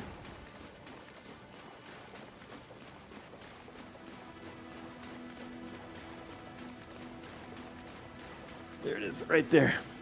So this is who's next on the list? So next up is Margit. Oh, that's a nice name. Yeah, he is kind of the intended first major boss. We're gonna get a special item that hard counters him called Margit's Shackle, where it'll basically just pin him to the ground and then we can beat him up for free. Got it. And this is something you can just go buy, or do you have to like kill somebody for it, or? Yeah, so it's in this cave. There's normally an NPC here called Patches, which is a recurring character in Souls games. And normally you have to fight him and then purchase it from his shop. But Rykard has an interaction with Rykard where if you've beaten Rykard, Patches just leaves. And then his bell bearing, which is basically his shop, is just left on the floor for you to pick up. And then we can just go get it without having to fight him at all.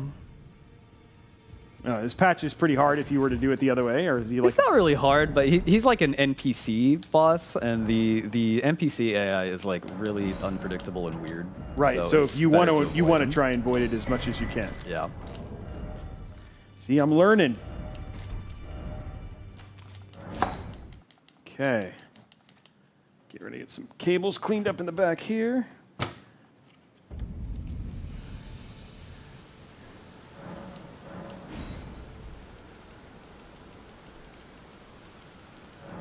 Now.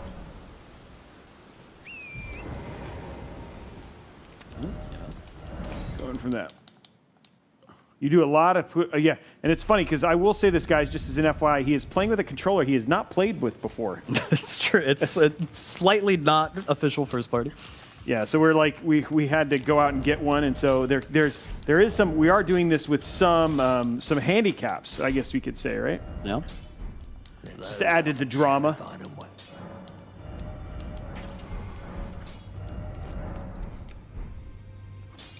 Okay, let's get this cleaned up here. So what I'm working on, same kind of my task is just about getting your build cleaned up.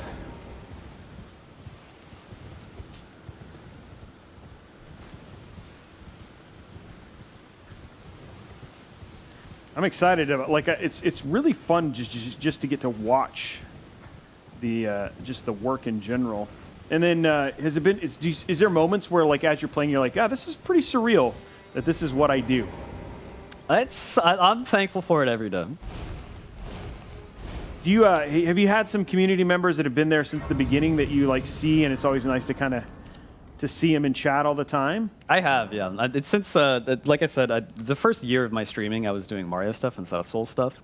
So a lot of that original audience fell off, but there are a few people that have stuck through it the entire time, and I love them to death. That's awesome. Have you had any like meet and greets, like where people have had a chance to come, like hang out with you? And I haven't done like a formal meet and greet. I've been recognized just out in the world twice, so that's pretty fun and cool.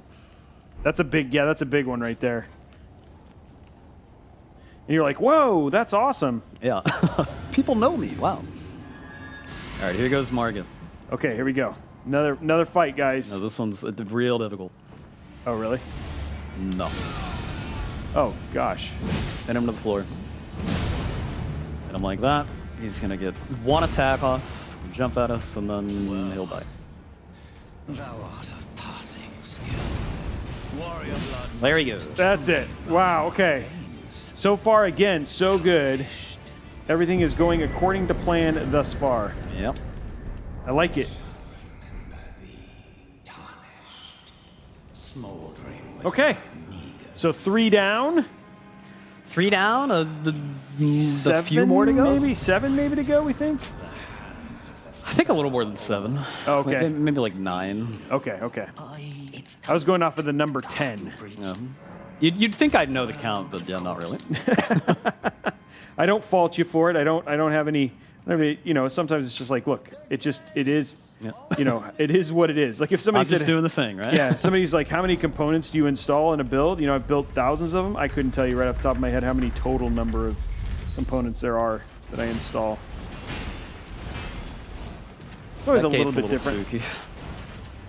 There's some ballistas that were dodging there, but luckily Bloodhound Step is pretty darn good.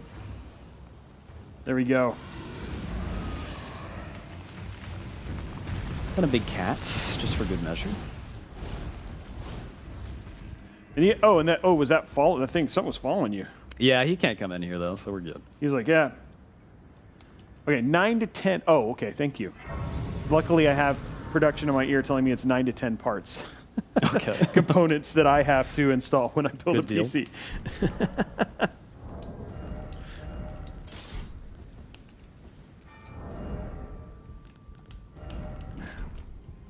we go.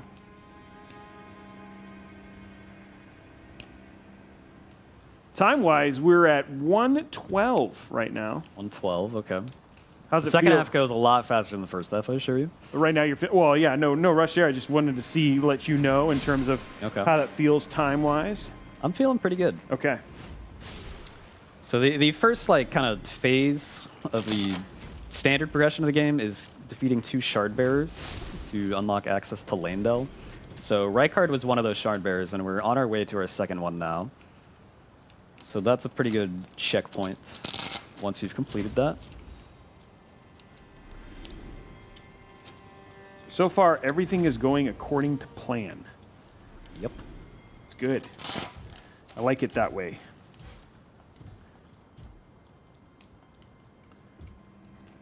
Things are going according to plan on your PC build. So far, nothing is broken. Excellent. That seems good. That's generally good, yep. You did say the PC had to work, which is making my job a little bit more challenging. Sorry. Not fair. I was gonna say, I don't just come in here telling you what you have to do. I mean, you kind of did, but yeah, that's true. That's true. That's true.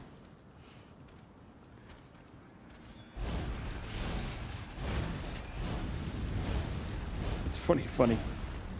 It's like the worst kind of free PC ever. Oh no, you wanted it to work. Oh well, that's not what we offered. Gotta read the fine print next time. Yeah. PC may or may not work, depending on Robey's mood.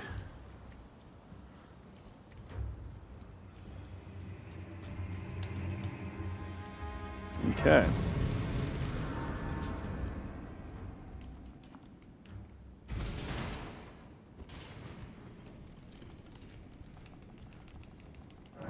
So honestly, given where you're at right now and how it's been going, do you think, is this better or worse than you kind of anticipated, or did you have no anticipation? I mean, I'm 0 hits, so I'm happy about that.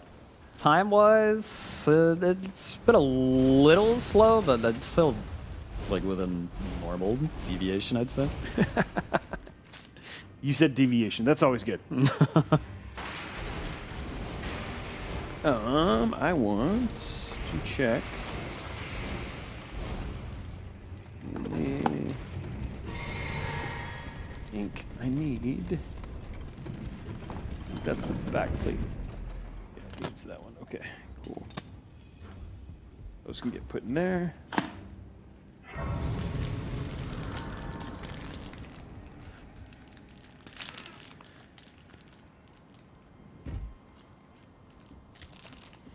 This one, I just use the standard pegs, so I don't have to worry about these.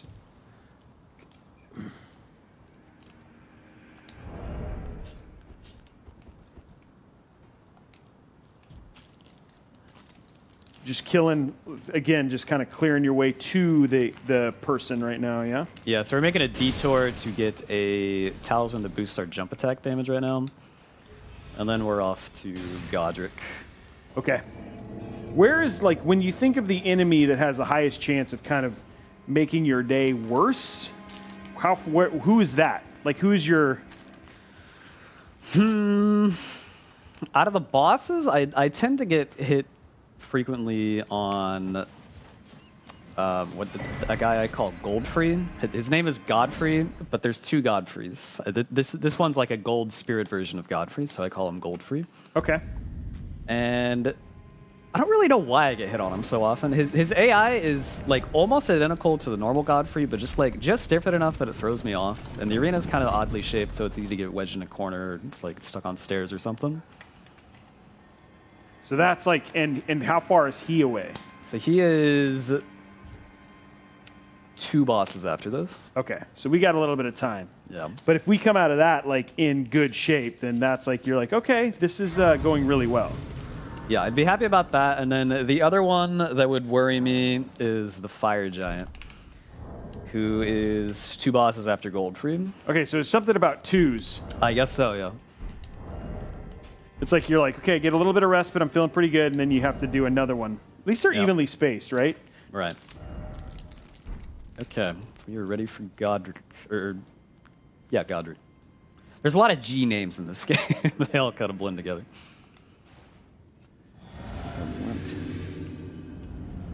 Let's see here real quick. Ugh.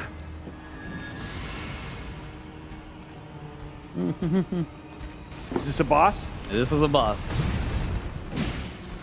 You seem to do a lot of damage to these guys. Yeah, this is an early game boss, but we got late game damage, so it's pretty good. Always the best kind of bosses. Yeah. But then it starts to scale back as you get yeah, further. it'll get harder and harder once we get more to the mid game. Ooh, he missed. Okay, that should be it for him, because we can just fully just script him from this point on. He's just screaming. Yeah, he's chopping his own arm off to put a dragon on it. Oh, that seems good. Yeah, but he does the same attack every time once he does this, which we can just walk up and do that. Bye-bye. That's a little predictable. Maybe not the greatest strategy from Goddard. Yeah, I'm just saying, like you may want to change it up a little bit, buddy. Bathed in rays of gold.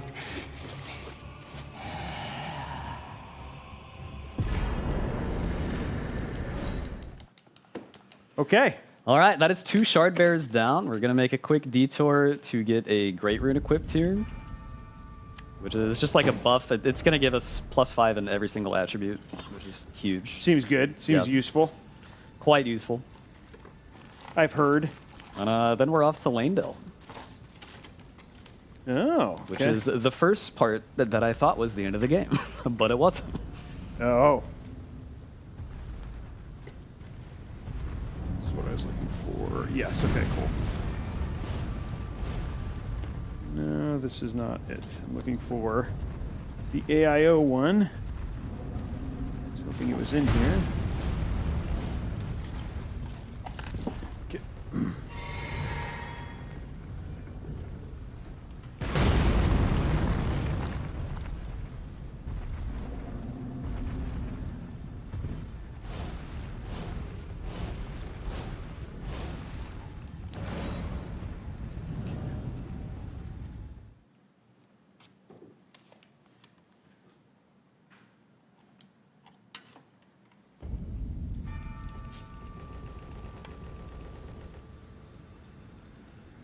these on.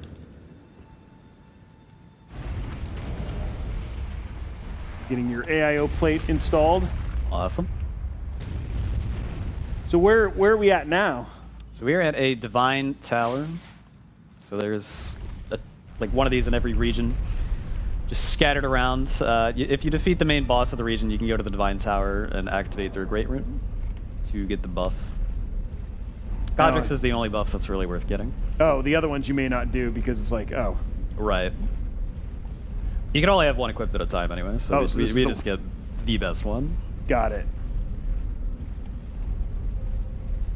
This is kind of it right here. You're like, okay. And this is the one that you'll need through the rest of the game. Yep.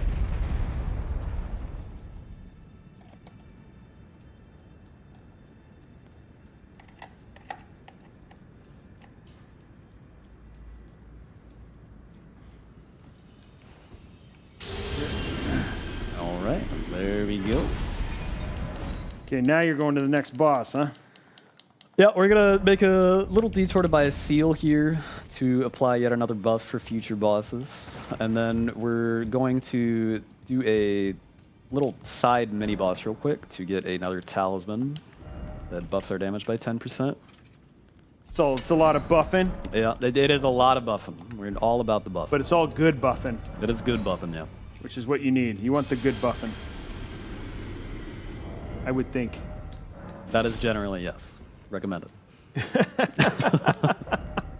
That is genuinely, yeah. It's genuinely what you want to do, Robey. It's like that seems like an important part of being successful is getting a lot of buffs, therefore making the game better and easier for me.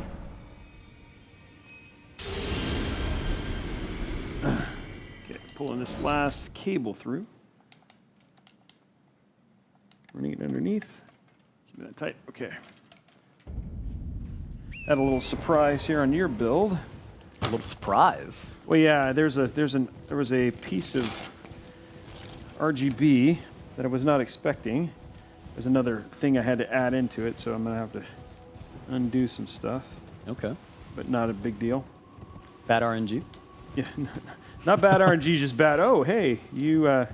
Apparently, there's more RGB for this. So luckily, the cable is the right length, which is good. So now I can just easily kind of get it strapped in, and then all your RGB is under control. That's what we want. But So if you thought the last boss was a joke, this one is it's not even funny. It will do nothing. Oh, really? It will do nothing. Yep. Oh, so this is like gonna walk literally. up and goodbye. And you're like, okay, and that's it. That was it. That was it. Okay. That was literally, wow. Talk about your underachiever. Yeah. Notice it just said enemy failed for that one. Not great enemy, not anything. Just an enemy. I like the added. They've added some sound effects. I don't know if they heard them in your ear, but there's some crickets. Yeah, the crickets. Very good. They're like disappointed. You're not. Yeah. I'm just disappointed, son. That's what the dad was saying right there. That's pretty funny right there. I like the additional things they're adding just to spruce it up a little. Very good. Way to go, Intel. So yeah, now we're off to the big city. Okay. It's a bit of a horse ride. We're gonna do some shopping while we're there. Perhaps. Hit some local malls. Kill some people. Get some. Okay, that's a little darker than I thought, but okay, yeah, that makes sense. But they're the bad people, the deep monster kind of thing. So when you got done with the game, did you understand, like, genuinely what had happened from a lore standpoint, or like? No. Let's just say no. Maybe very vaguely. You're like, okay, and somebody's like, okay, can you explain the story to me? You're like, nope, no clue whatsoever what happened. Yeah, that's the typical FromSoft experience. It's so funny because like I was watching, Katzen, that was the name I was trying to think. I was watching Katzen when I first saw the game beat, and she was like, Robey, you should watch this because you haven't beaten it. I was like, look, I don't even have the horse yet. I don't think you got to worry about that. But she was like saying all this stuff. I was like, wow, really? You got that out of what I watched? Because what I just watched made no sense. So, any fans of the lore here in the among the community? Are you guys like big lore fans? I'm sure there's some lore masters in the chat somewhere. Yeah, who like explain it to people. No. That's Godfrey was actually her third cousin once removed. You get that from cutscene 6. That's closer to reality than you may realize. So.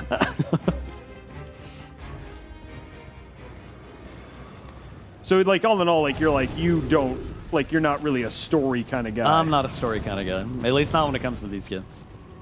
Do you have other games that you are, like, you were like, you really did just enjoy the story? You're like, oh, that was awesome? Yeah. I don't really play any, like, necessarily narrative-based games. Not really my speed. Yeah, I wouldn't say there's a deep story in Mario Odyssey either. Yeah, no. So I can't really think of any that are on the list that you've told me thus far. I was like, oh yeah, that's a good story game. Or Zelda's probably about as close as you get for me. Zelda, yeah, there you go. Have you? What about Breath of the Wild? I mean, that seems like one that could be somewhat in your wheelhouse. No, or I thought about it actually when I was switching off Mario Odyssey. I was debating between Sekiro or Breath of the Wild, and I ended up going with Sekiro. But yeah, that was my other option. Because there's definitely some of that in that game for sure, right? For sure, yeah. There's some clear Soulsy kind of influence in there. Definitely not as hard. No. You feel like you made the right choice, though? I mean, it worked out for me, so yeah, I think I did. Well, we don't know how it would have been. You could have been 10 times bigger. You'd be here playing Breath of the Wild right now. Maybe. He's like, let's be clear.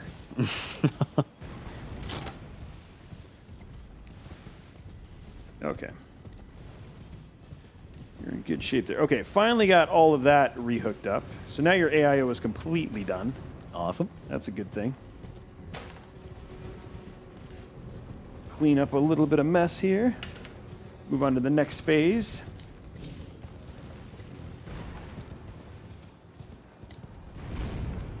Hey, somebody asked, does Aggie like the story in Sekiro? I do like it, yeah. Out of all the FromSoft games, that one's definitely the most comprehensible as to what even happened. So you do know what happened in that one? I could tell you a summary of that. I don't want to. Don't ask me to. But I could if forced, yes. What is it? Well, I'm just curious. Why do you not want to? Because it's just like you're just like gonna get it wrong, and then someone's gonna. And somebody's oh, I see what you're saying. You're like, here's what I believe happened. Yeah. If I could be absolutely wrong, Exactly. but this is the story according to me. I like that. Yeah, I got my. That's right. That's right. 11 strategies. I have my own boss to beat. It's called cable management. I'm currently wrangling through that one right now, but it seems to be going pretty well. Okay, speaking of cable management, we're gonna start putting your big extensions in. Gonna start hiding some of these cables. Once I find them, placed them somewhere. Oh, there they are. I had a little setback myself here. I forgot to get a talisman pouch, and I skipped all of the checkpoints on the way to Landell. So now. Now you gotta go back, huh? It's all good. It's a few minutes lost, but you know, it's fun. You're still like, it's better that you catch it. Exactly. Yeah. Versus like the other way where you're like, oh. I could have tried to brute force it anyway without the exact setup that I'm used to, and it probably would have gone awry. I feel like what you're doing is smarter. I have to say, I think you're playing it the right way. Gotta play it safe. Agreed. I applaud you, sir. I applaud you. Thank you. I know it matters none, but you know what? I'm going to add it anyway. Ugh. Okay, so now we're going to start adding a little bit of that touch of color to your build. Bring a little bit of pop out there. Okay. It's always fun. We're going purple and white, is that right? Yeah, purple and white is a color choice for today. Create some nice little pop, and then with all the fans and everything else, it should look really, really good. Nice and clean. That's what we always want. Once you come back, when you're done and when we're both finished, you'll do like some quality peel action and see it all lit up already. You know, it's all those moments that people just really enjoy in PC building. All right.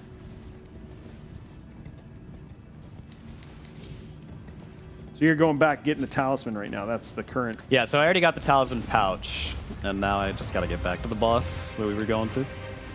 And this one that you're fighting, this is one of the. This one right here, we're just running by. He's just kind of tagging along for a little bit, but we don't got to mess with him. We're going for his big brother. the Draconic Tree Sentinel, because that one's actually required. But then the one after that is the first one that's like actually like could be one that you get hit by. Yep. Gold free. Yep. This guy's just chilling after you. Yeah, there's a lot of things in the open world that, you know, they look scary, but then you can just keep running. You're just like, you're like, and I don't even need to bother with you. There's probably somebody in chat going, well, that's not really a no-hit if you're voiding it. It's like, no, it is. It kind of is. It kind of is. I'm just avoiding getting hit. That's the whole point.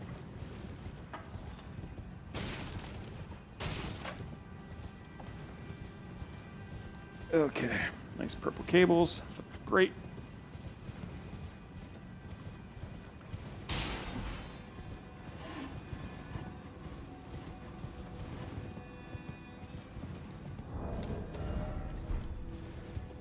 Go.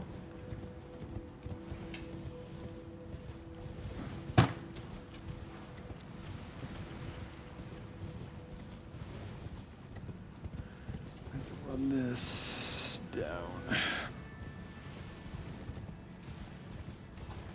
Okay. Run that down. Some more cable stuff here. Getting pretty close, or? We're getting pretty close. Yeah, just like 30 more seconds to run them. And then we got Draconic Tree Sentinel, which is not going to be much of a boss again. And then we got a few more minutes of running, and then we got Gold Free. And then this is the one that, like, if we get to the other side, you're like, okay, this is going pretty well. I'd say so, yeah. Which, I mean, come on. That's what we're going to get, right, guys? Everybody in chat, right? Like, that's what we're going to get. That's what we're expecting. Quality, no hit. I think it's going to happen, and we're going to get the flabbergasted face. Let's get a preview of that one more time, LilAggy. Wow. Wow. Well, I'll be. I had no idea. Is it a race? No, it is not a race. All right, here we go.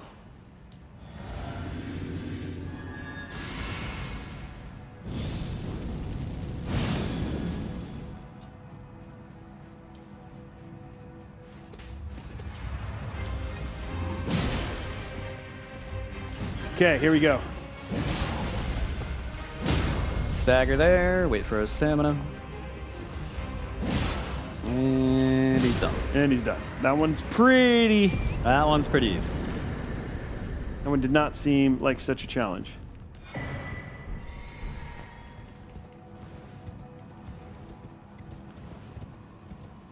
Okay, that one's good. And can spin. Okay, we're good there.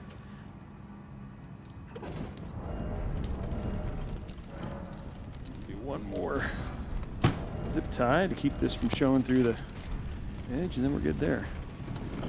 So this is now it. This is Landell, yeah. Okay. This is the big capital of the game. We've got 2 required bosses. We got Gold Free, which is the one I'm a little nervous about. Then we got Morgoth, which, as long as I don't mess it up, is a fully scripted fight. And now we're coming up on Gold Free, right? Yeah, we got like 2 minutes of running to get there first, but no, but that's the first boss, right? That is the first boss, yeah.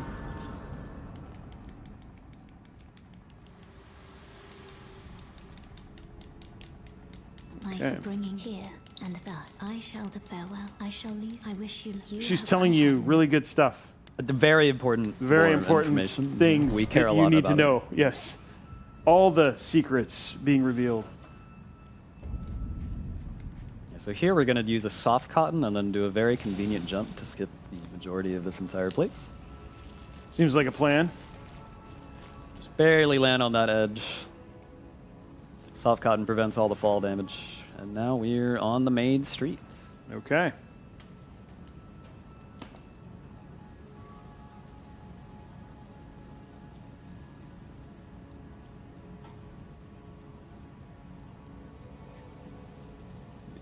Okay, there we go. That's what I was looking for. Put this away. Then need to grab.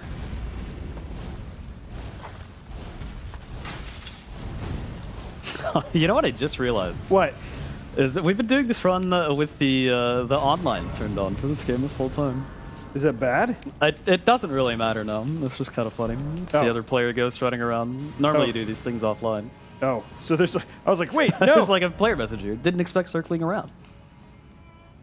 Thanks, random player. It's very useful. It's just trying to help. Uh-huh. Trying to be useful. Thanks, random player.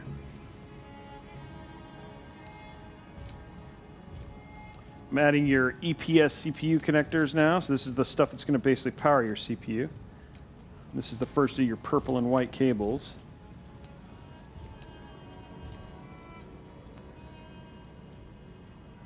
So you're just like, there's a little bit of some skip there to get. A little bit, yeah. That they have surprisingly not patched out. They've patched out more minor things than that, but that one has gone under the radars thus far. I'm sure they've watched these speed runs. They must be aware of it by now, so I guess they're just cool with that one. I wonder why they patched some of the, I mean, like, I can understand, like, some of the weapon buffing and stuff like that. Like, that makes some amount of sense, you know, but I don't know why, like, it's like, you know, it's like some things, it's like, oh, well, why that, you know? It'd be always interesting to talk to a dev and find out, well, why nerf this and not nerf this, you know? Yeah. There are definitely some questionable changes they've made to this game in the past. Oh, but you're like, what? What's one of the ones that you were, like, most, like, head-scratchy? The most shocking change they've made to me is that there's a jump in the Volcano Manor where you can jump off this like little bit of the drawbridge to get up to an area ever so slightly earlier than they would intend you to. Like you're supposed to take an elevator up there, but you can just jump up there instead. And they patched it. They removed like the ledge that you can jump on to get up there. They like put a little invisible wall so you can't get up there anymore. And you're like, and really? it was the most harmless thing of all time. It was just like a really neat little parkour trick you could do. But now it's gone. You're also, like, here is gold fruit. Okay, here we go. This one's focus.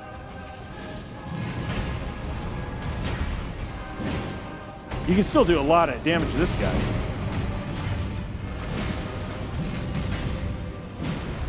Ooh. This is giving me so much anxiety.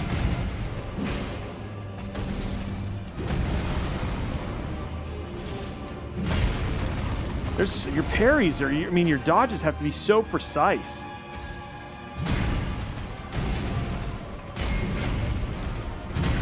Woo.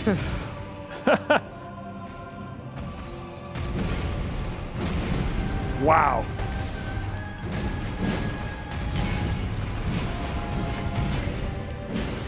Wow.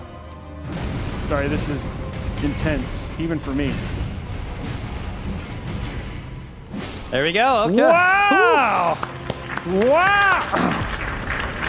Okay. Wow. So what do you think? How are you feeling? I'm feeling pretty good. That was like legit. Okay. So that was like that's like an actual you've accomplished. I haven't accomplished anything. I was like, we've accomplished something. Actually, I didn't do anything. I'm just building a PC right here. But yeah, no, that was tough, buddy. Yeah, he's not the toughest casually, but in the no-hit, he just acts so funky sometimes.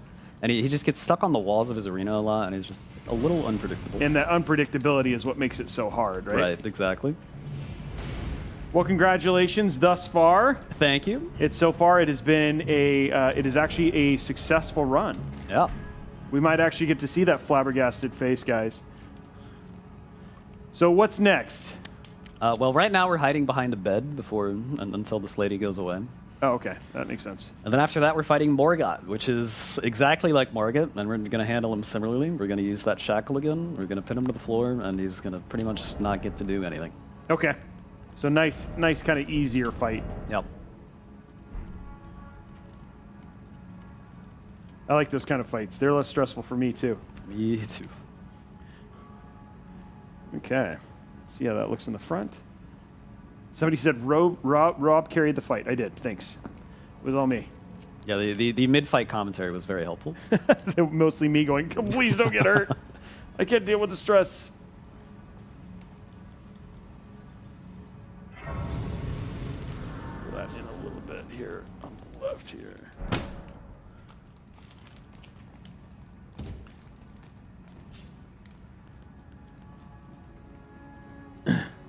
Okay, so this fight, how far away, how much running are we talking about? Pretty pretty. This deep. one's right here. Oh, you're already here. You're already here. Yep. Here it goes, guys. We didn't forget anything. Everything's good. I don't think so. Just want to ask. Yeah. Trying to be helpful. Oh wow, it's literally this guy again.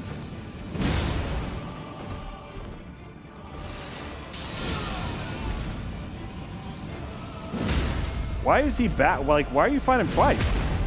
The deep lore reasons. Just don't worry about it. He's gone. Okay. Well, that was good. I would golf clap for that one, but like he didn't do anything. Yeah, he didn't really do anything. Okay. Well, that was a big moment there, and we're going to put a big moment into your build here in a sec, because we're going to put in your GPU now. You're cranking through your build pretty good, which is always fun.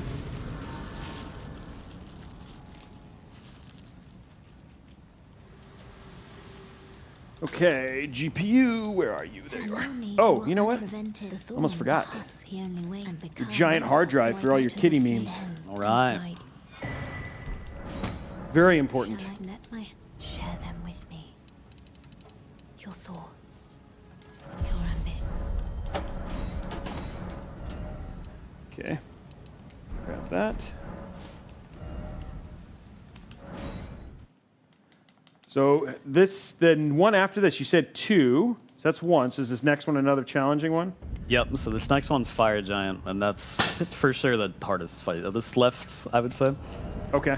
Just because he's also a little bit unpredictable. If he does the exact right pattern at the start of the fight, then it'll be nearly full scripted, no problem. But if he doesn't, then it gets real interesting real fast. So what we're hoping for is following the pattern. Yep. And is the fight very long like some of the other ones, or is this one pretty... If it goes wrong, it's very long. Okay, got it. If it goes right, it's very short. And are we here yet, or...? No, it's a journey away. It's like several minutes. So we got some time. Ready. We got some time to kind of build up our immunity and be ready. Yep. Okay. Okay, guys, prepare. Prepare, guys. Get prepared, because we got some time. You need to go to the bathroom right now. Like, if you need to go eat a snack, whatever it's going to take. Stressful moment coming up. Yep. And this is the last like long running section of the run. After this, it's pretty rapid fire for the remaining bosses. Well, what we should do real quick is while we're doing that, while he's doing the run, why don't we walk through the components we're putting inside of the PC now. We'll do a little PC check-in. But before that, let's talk about what's actually going inside of the PC we're upgrading. That's what I'm working on. At the same time, I know it's far less stressful. We're doing an Intel Core i9 12900K CPU. For the motherboard, we're using MSI MPG Z690 Carbon Wi-Fi, which is obviously with the 12th gen CPU using that Z690 motherboard, which gets you Wi-Fi 6E, latest Bluetooth. You've also got PCI Gen 5 and all the bells and whistles that go through that, plus Thread Director with Windows 11, etc. For graphics card, we're using MSI GeForce RTX 3080 Gaming Z Trio. This is a 10 gig. People are asking, why not a 12 gig? Well, because MSI sent a 10 gig, so that's why we're using a 10 gig. We've got a 1 terabyte Intel NVMe SSD 660p. We've got a Seagate Iron Wolf Colt Pro, which is what I'm putting in right now for all those big memes and all that sort of stuff. I think it's 8 terabytes. We've got a Corsair Dominator Platinum RGB 32 gigs at 5200 megahertz. This is DDR5. And then we've got the NZXT H7 Flow.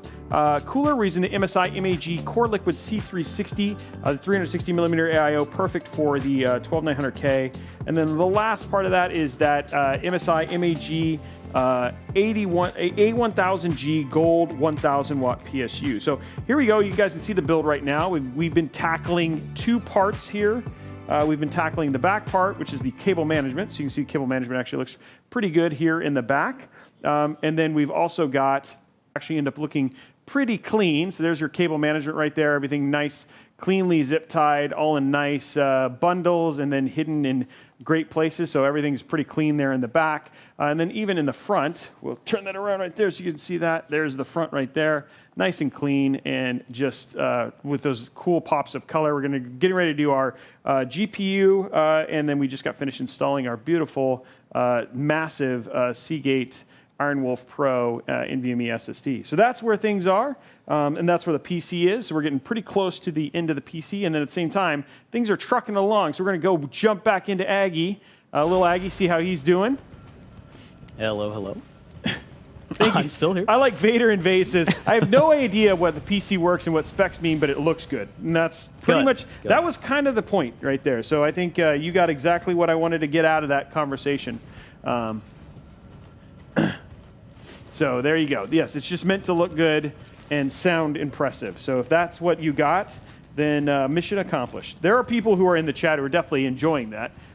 Enjoying what I was saying and definitely got the point. But some people, it's just, yes, it's just supposed to sound good. It plays games. It plays games good. Looks like you're avoiding this thing, right? Yeah, this guy, we can just run right by him. Sometimes he can troll you and shoot a little projectile, so I'm going to keep an eye on him. But yeah, we don't want anything like that. I think he's going to behave. So far, the game has been. Yeah, it's been pretty nice.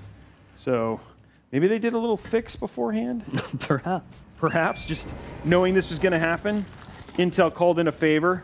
It was like, look, we're going to be doing the stream.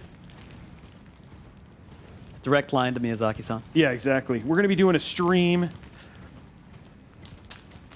Yeah, the carbon board, Wes, is a great... I love the look of that board, too. A couple people commenting on how your board looks. It's a very clean-looking board. Just get this hard drive installed real quick. Nearly just got taken out by an eagle. Did you really? Yeah, that was actually the closest call so far. He was like an inch away from my butt. You're like, no! Yeah, that's like the kind of like trollish type hit. You're like, no, seriously? Yeah, those happen very frequently. Yeah, and it's like, always the things that you least expect.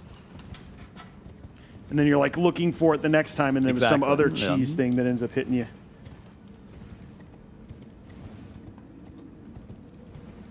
Well, I did have the team double check that the internet is good today, so nothing like that should happen. No weird, laggy internet fail that'll ruin the experience. So this is the run to the fire giant. Yep, so we're going through the mountaintops. And it is a very long, very linear area. And there is there's a dude on the left, right, who can sometimes cause issues, the projectile guy. So that guy, yeah, he can shoot you. That's only happened like maybe once to me. He's usually got pretty bad aim, as long as you just keep moving. Which is what we want, ladies and gentlemen. Bad aim. From that guy, yep. Not from you.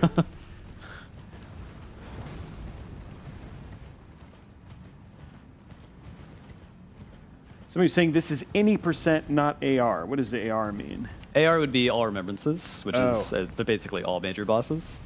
And you're doing not all remembrances. Right. We're just getting to the end of the game. Got it.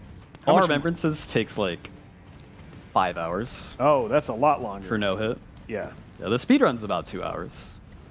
But yeah, for no hit, way longer. Which makes sense, right? Yeah. It's a lot of boss fights. Yeah, it's 15 total remembrances, plus like maybe 10 other bosses you got to do to get to those guys. That's a lot. That is a lot. It's a lot of no hit. Have you done one of those, Claire's? I'm attempting it. I have not gotten very close so far. My best is 15 hits. Oh, wow, okay. I haven't been grinding that one as hard as I was working towards getting this basic any percent no hit. Got it. Kind of taking that one more casually. I like how your idea of casual is very different than the rest of our ideas of casual. Of course, yeah. Just running by this dragon. He probably not bother us. Please don't bother us, dragon. The emphasis on probably, yeah. We would like success.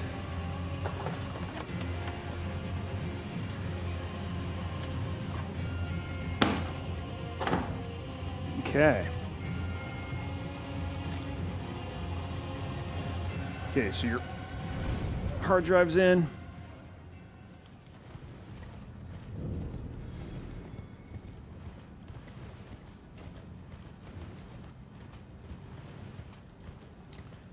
Okay, now let's get your GPU in. Grab your long cable here. We close to the fire giant yet? Yeah, we are about a minute off. Did your wife ever watch your streams? Not really, no. She's not much of a gamer. I don't think she really understands what's going on. I mean, she knows I speedrun. She knows I do other challenge runs. But beyond that. Was she there when you got recognized at any of those opportunities? She was at one of them, yeah. What'd she think of that? Was that pretty weird? I had a real smug look on my face, and she just rolled her eyes. Sounds about right. Yeah. Sounds about right. It's like, okay, don't let it go to your head. You still got to take the garbage out. Exactly. That's pretty funny. I like it, though. She's a sweetie. Someday, maybe she'll get into some games. Yeah, I remember Mario one. Party. I got my wife into World of Warcraft, and she ended up like really enjoying it. And then I remember we ended up getting done with a really long session. She'd only played like maybe a week, and then she was like, "Yep, nope, this is the last time I'm ever playing this game." She's like, "This is way too good." I was like, "Wait, what?" She's like, "Yep, that was it." Like she was like, "Wow, nope, this is too much. I don't like this. This is too much time." I'm like, "Okay." I was like, "That's a good thing." Self-control. She was like, "Yep, no, I'm done. That was it. I'm done." I was like, "Dang it! Thought we had her."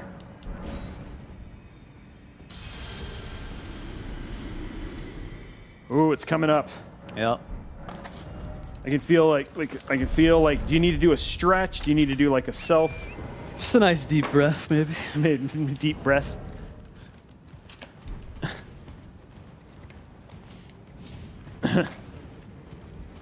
Yeah, exactly. Marsala. She was like, I would be addicted to this, therefore I advance quit. All right, here we go. If I'm gonna get hit anywhere, it's probably gonna be this guy. Okay. How long is the fight? Pretty short. Oh yeah, you said if it can be short, it can be long. Okay, we're ready for either circumstance, and we support you either way. All right. That was dramatic. Was that from our team? It definitely was. Yeah. I was like, what is happening? I was like, wow, they were like geared up and everything.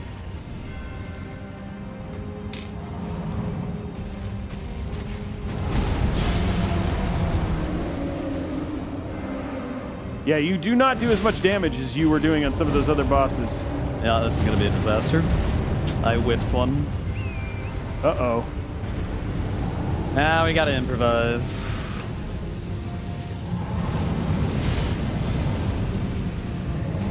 It's gonna be fine.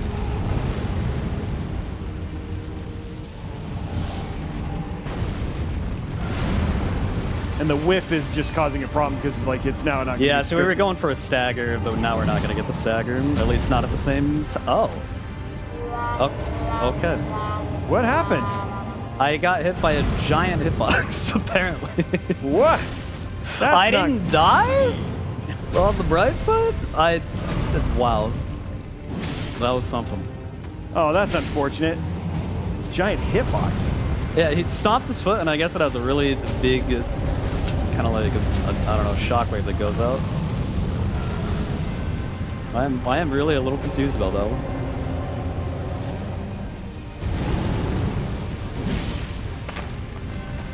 You gotta look out for his like following fire thing, huh? Yeah.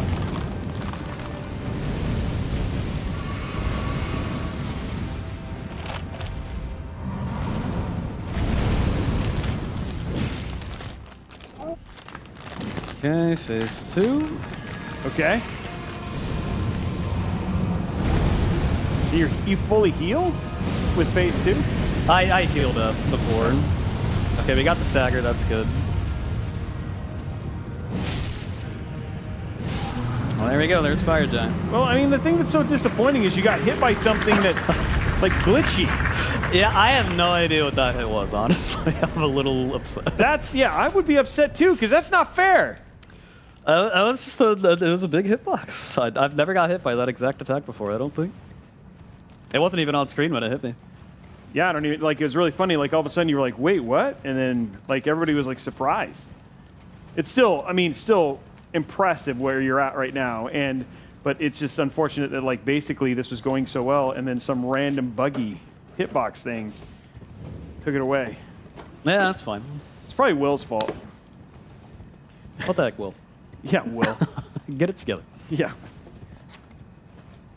Problem was he didn't have the camera in focus. That's what was going on. He said it was a camera bug, Will. Will's just giving me this sad face the whole time. Now I feel bad.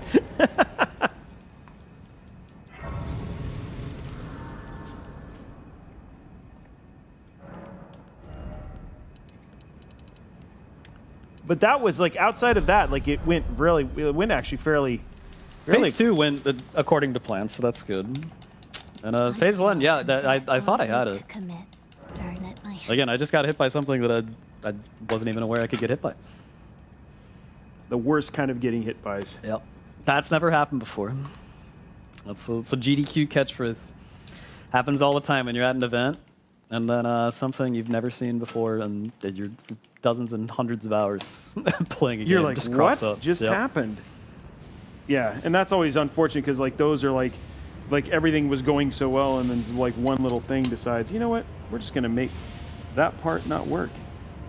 It's no big deal. We're still having a good time. Oh yeah, no, I would absolutely agree. Still, what you've accomplished thus far has been pretty magical. Well, thank you. Very we can nice. go for deathless at least. We didn't. Yeah, exactly. Die. Yeah, there we go. We'll go for deathless. Deathless one hit. That's still pretty impressive. So next boss after that you're coming up on? Next boss is going to be the Godskin Duo. Okay. Sounds nice. Yep. So the big fat guy that we put to sleep earlier, it's going to be him and his skinnier friend this time. Oh, I remember those guys. Yeah. There's two of them in a single room, right? Yep. Luckily, they are both very sleepy fellows, so we are going to put them to sleep again. So kind of an easier... Should be pretty easy, yeah. This is that one with all the dragons. Yeah, there are a bunch of dragons flying around.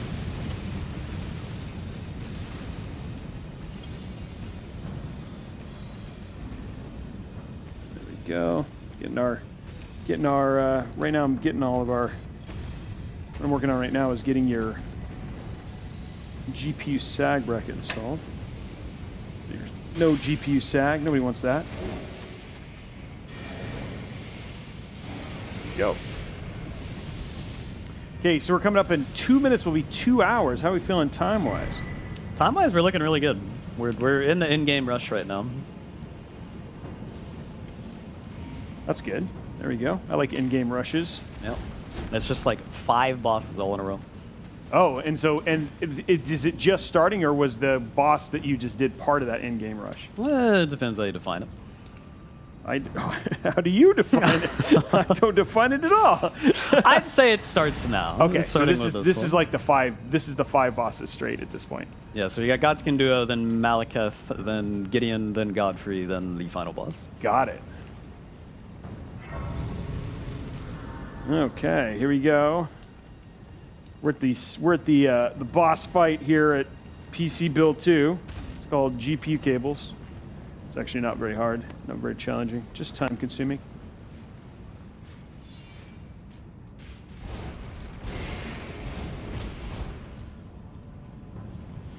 Looks like it's going, I mean, like all in all.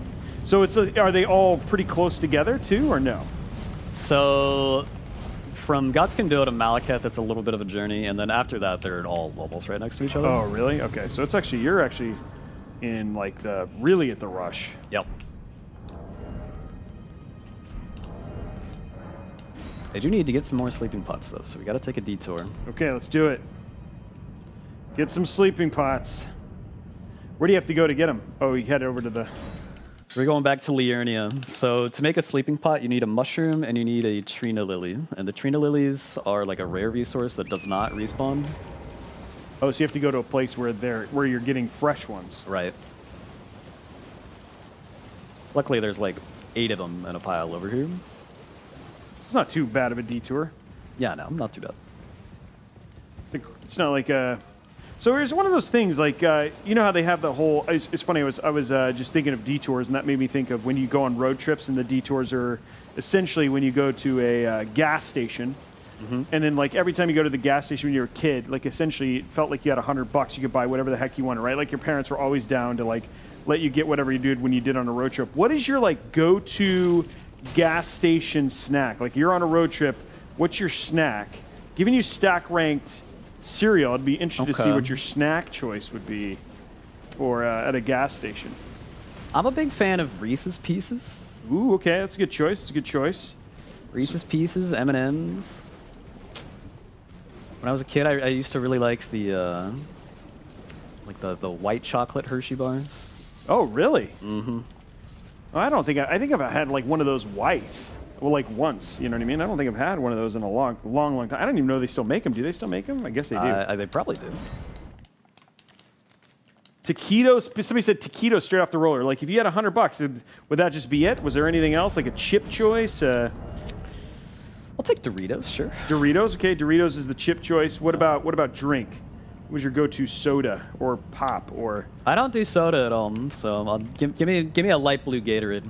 Okay. Oh, that's a good one. I like the flavor for light blue. Yep. The electric one. All right, we are Godskin duoing. Here we go. This is the sleep. Yep.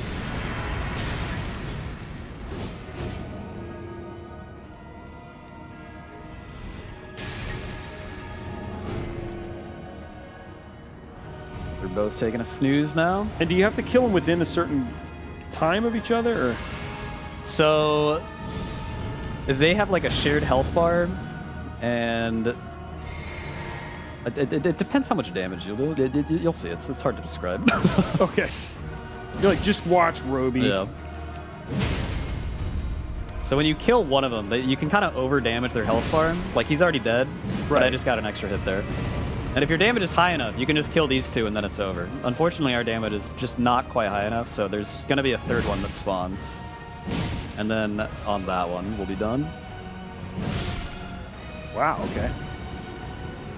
So it's actually more like you just have to get through their shared health pool, and it's a number of whatever the number that spawns until that's done. Yep.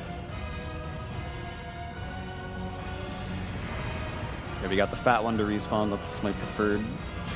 Third ones. The skinnier one is a little more evasive. You didn't go to sleep. Go to sleep, dude. There we go. Can't you see we're speed running? And we're done. There's another one down.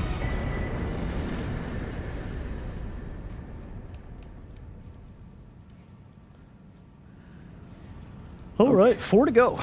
Okay, and these ones are like this one. Next one's a little bit of a run. Yep, and then after that, it's pretty quick.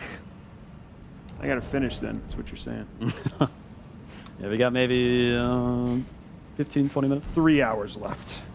3-hour tour.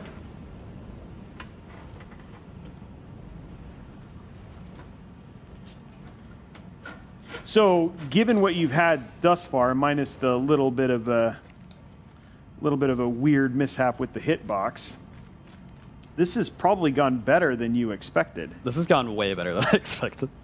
I haven't played this game in like a week and a half, so we're going in totally fresh, no practice beforehand whatsoever. It's probably because of the quality controller that Paul bought you. That must be it. It probably is. Like you may want to continue, potentially reach out to them about a potential sponsorship. Mm-hmm. You know, it feels like there's a deal made there. I really like the clear case. It brings me back. Yeah, it does. It matches your light, your RGB lighting and everything, right? Okay. So it's just everybody could say thank you, Paul, because Paul has basically made this happen with his quality purchase from Target, which is the upper end of shopping establishments. Yes.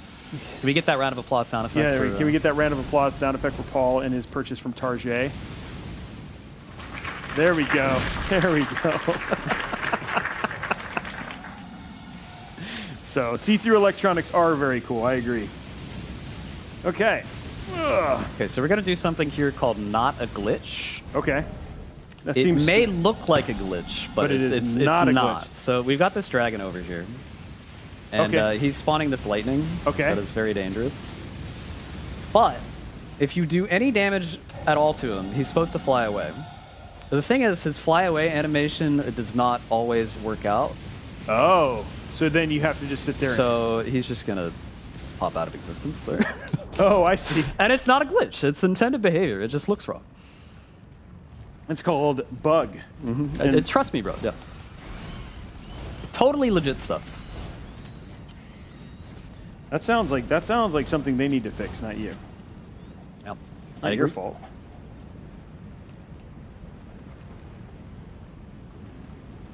Yeah, and that would make it hard to goading across that lightning would be really hard. No hit.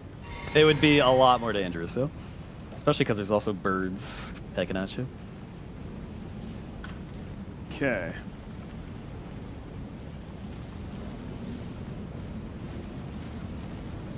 Now, that's done. That's done. Let's grab our PSU.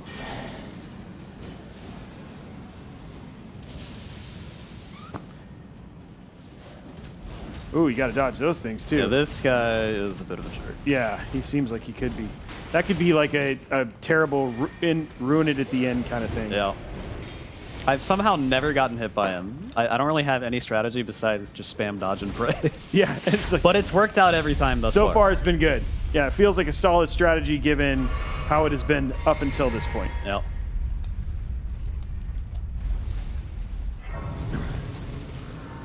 New computer is coming together. We're very close to getting it finished. We're putting in the last component right now, which is the PSU. So 1,000 watt gold power supply from MSI, which is great. And then, yeah, there's not a whole lot left beyond that. So we're just kind of getting the last, we're just selecting the last kind of components to get put into this. And similarly, we just put our last upgrade into our weapons, so we are maxed out now. It's like all happening all at the same time. It's like this was planned. There's so much strategery happening right now in this show. It's a beautiful thing. It is a beautiful thing, I agree. Those.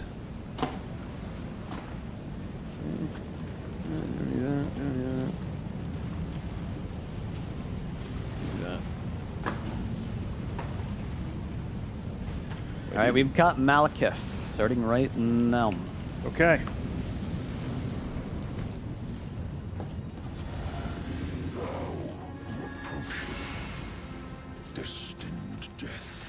He's got a nice voice. He does have a really great voice. He actually has a really great voice.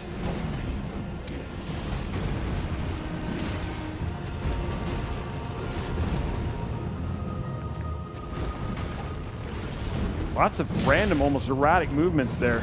Yeah, he's got 2 attacks that I'm comfortable counterattacking with. So other than that, we're just waiting and dodging. It's all about patience, right? Yep. If it ain't broke, don't fix it. There are other attack opportunities I could go for, but... Why? You're right, exactly why. The other ones work. Why?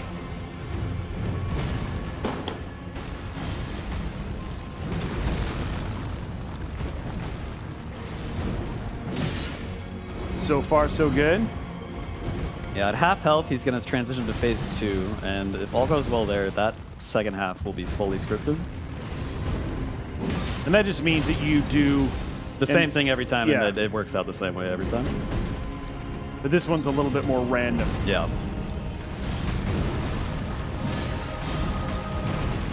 You just got to get to phase 2.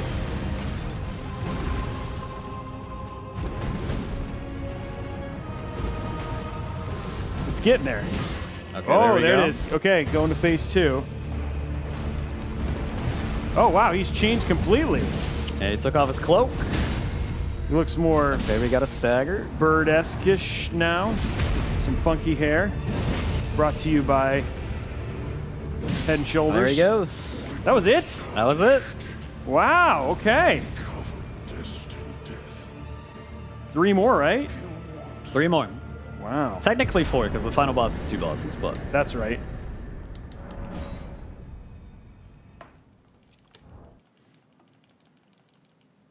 Clicking through.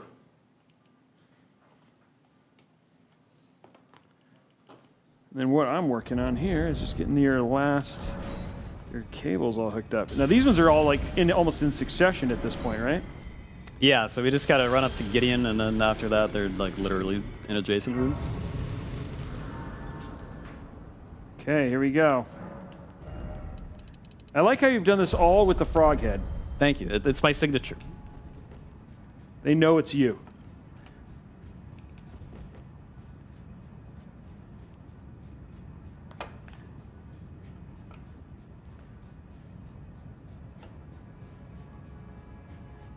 Okay, let's get this in.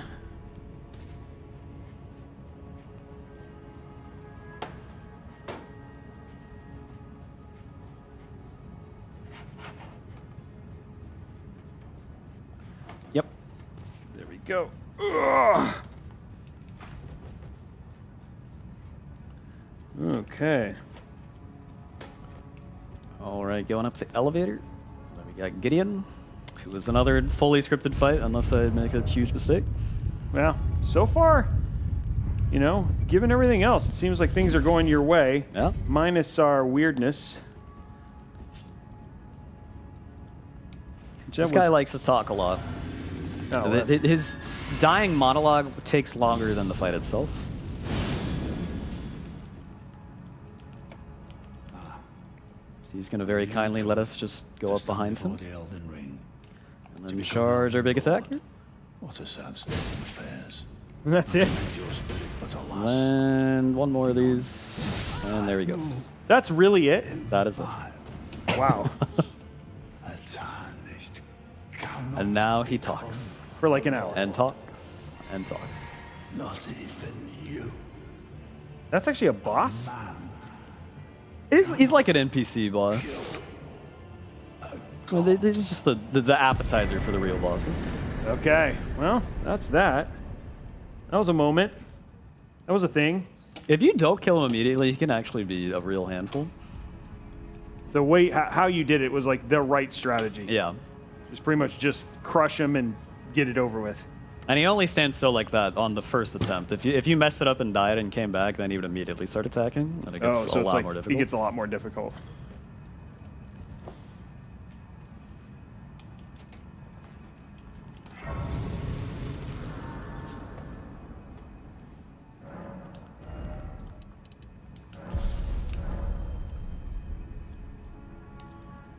All right, next we got my favorite boss in the game. This is actual Godfrey, not Goldfrey. Why is your favorite?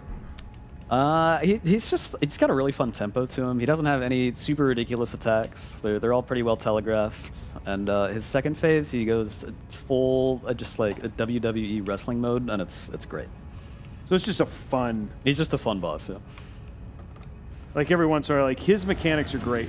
Yep. And he feels good. He feels fun to fight. Here we go. Let's do it.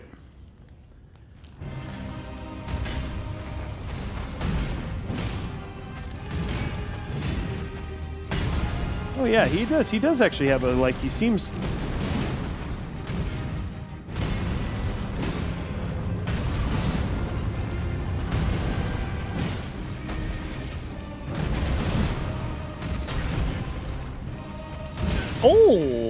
Oh, you got hit. Oh, and you got killed. Gave me the two-piece. Okay. I was not expecting that move. Wow, that's a downer. Now that one I can't blame on anything but myself there. I was just not prepared. You were just not ready. No. You were Gave me the not business. prepared.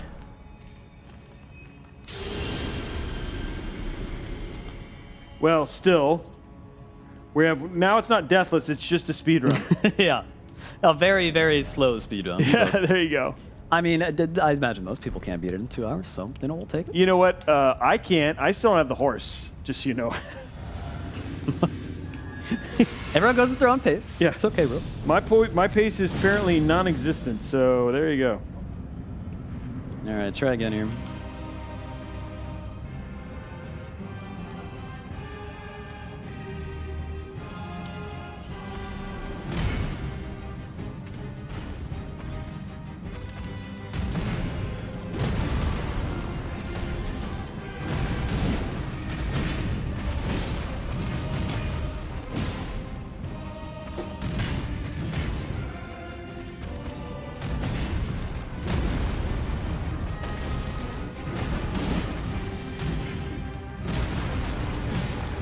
I think you're absolutely right. Most people could not do what you've just done and are doing right now.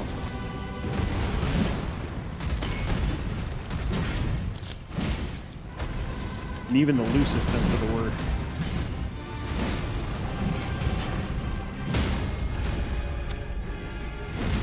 Okay, we got the stagger fairly early. That's unfortunate. Now phase 2 is going to be a lot more difficult.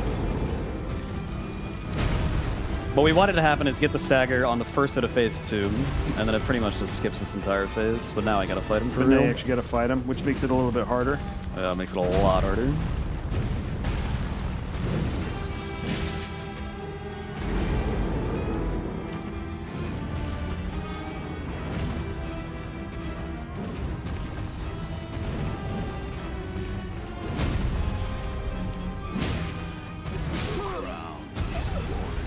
What have I done? Oh no! Geez. It's kind of all So like I said, yeah, normally we would skip the majority of this phase, so I'm not as well trained on it. I went for a hit that I shouldn't have. I questioned if it was an opening or not. And that's why. Yeah. Waited for just half a second too long to do it. Well, you can think of this as additional training now. Sure, yeah. And this is still your favorite boss, so. This is my favorite boss, yeah. As I get completely destroyed by him.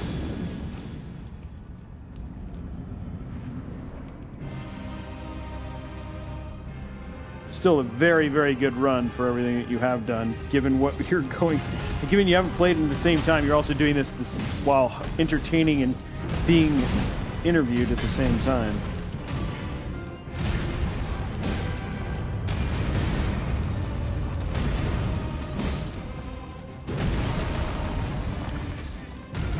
So you want the stagger right at the beginning of phase 2. Yep.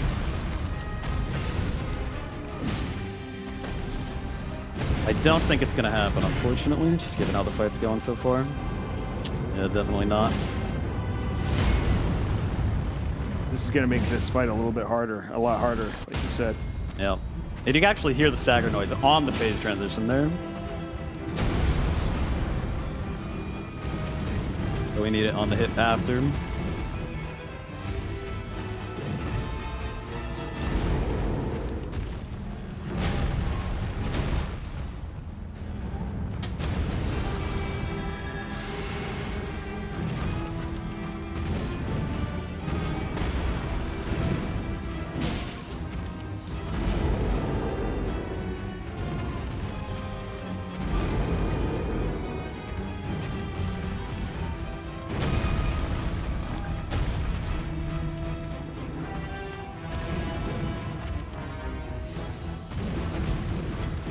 He's close.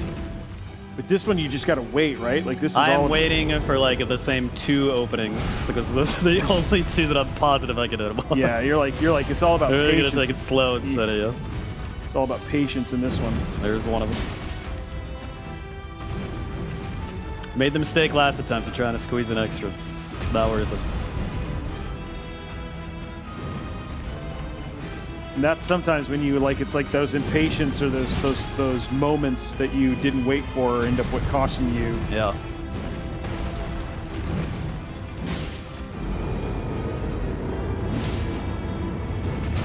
You're like, as cool as it would be to be the hero right now, it's not the thing to do. Exactly.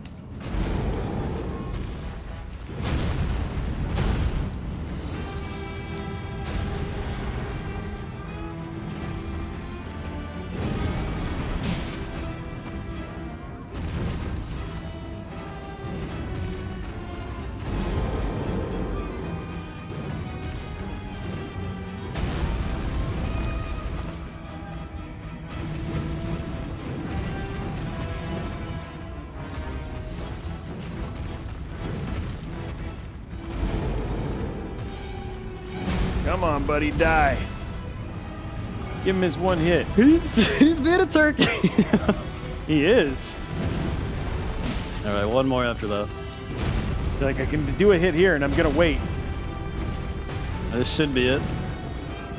Okay. There it is. Tarnished. My There we go. Definitely the most kind of painful boss of this run. Yeah. 3 hits is pretty gross, but that's fine. Sub 5 hit run, hopefully. Dude, that's more. I got hit like at the very beginning of the game by the Eagles. I've killed like hundreds of eagles. The birds are tough. I just They're like to very kill. I just like to annoying. kill them. That's fair. All right, we're going into final boss now. This one should be pretty quick. It's basically scripted, if it cooperates. If it doesn't, it'll take a lot longer, but it'll probably cooperate. Given everything else that's kind of happened from the scripted standpoint, like it's the scripted bosses have been quite compliant tonight. Yep. Here we go.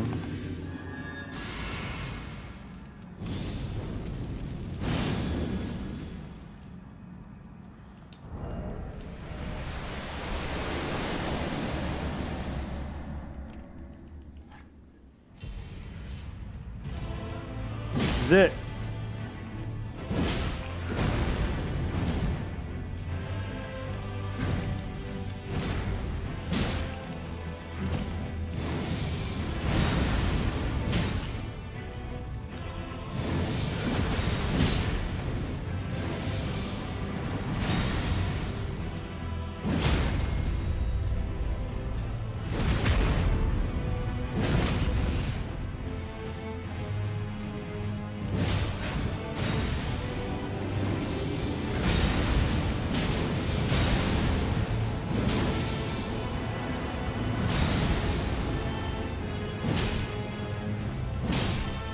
Okay, there's Radagon. Now we're gonna buff up again for Elden Beast, and hopefully we get a staggered.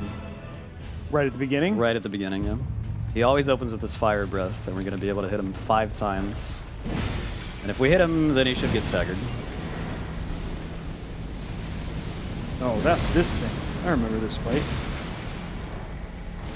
Yep, right as he runs away there. Okay, got the staggered. We should be home free.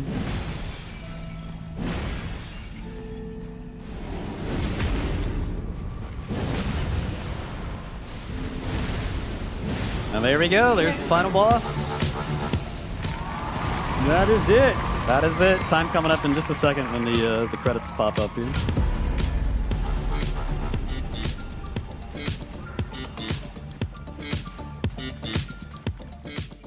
Four-hit run, you know, I'll take it. Not bad for just impromptu thing.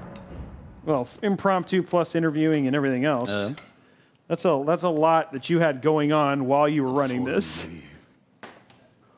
And that is time right there. 2:23. All right, we did it.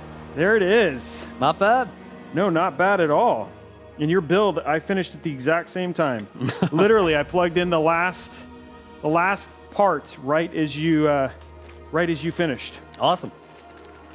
So, why don't we take a quick 5-minute break, and then we'll bring him back, and then come back, turn it on, and move on from there, guys. So we'll see you guys in 5 minutes, and turn the PC on and go from there.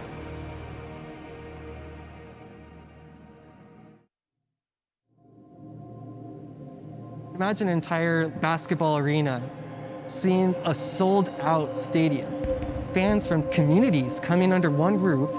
That was my full circle moment right there. For me, just to see the acceleration of how fast that got to where we are today, it was an emotional experience. Every car ride we would take, he would just be going on and on and on about this hero or that hero or this game and what happened here. And, you know, being older, it was difficult for me to pick up this game. I realized that this was actually something he's going to stick with. I sat down and finally learned how to play Dota. Hello, I'm Alex Lingle. I'm a technical program manager for Intel's Demo Depot. My name's Emo. I was a TME technician with the Intel Demo Depot, preparing systems for the international and the top Dota 2 players in the world.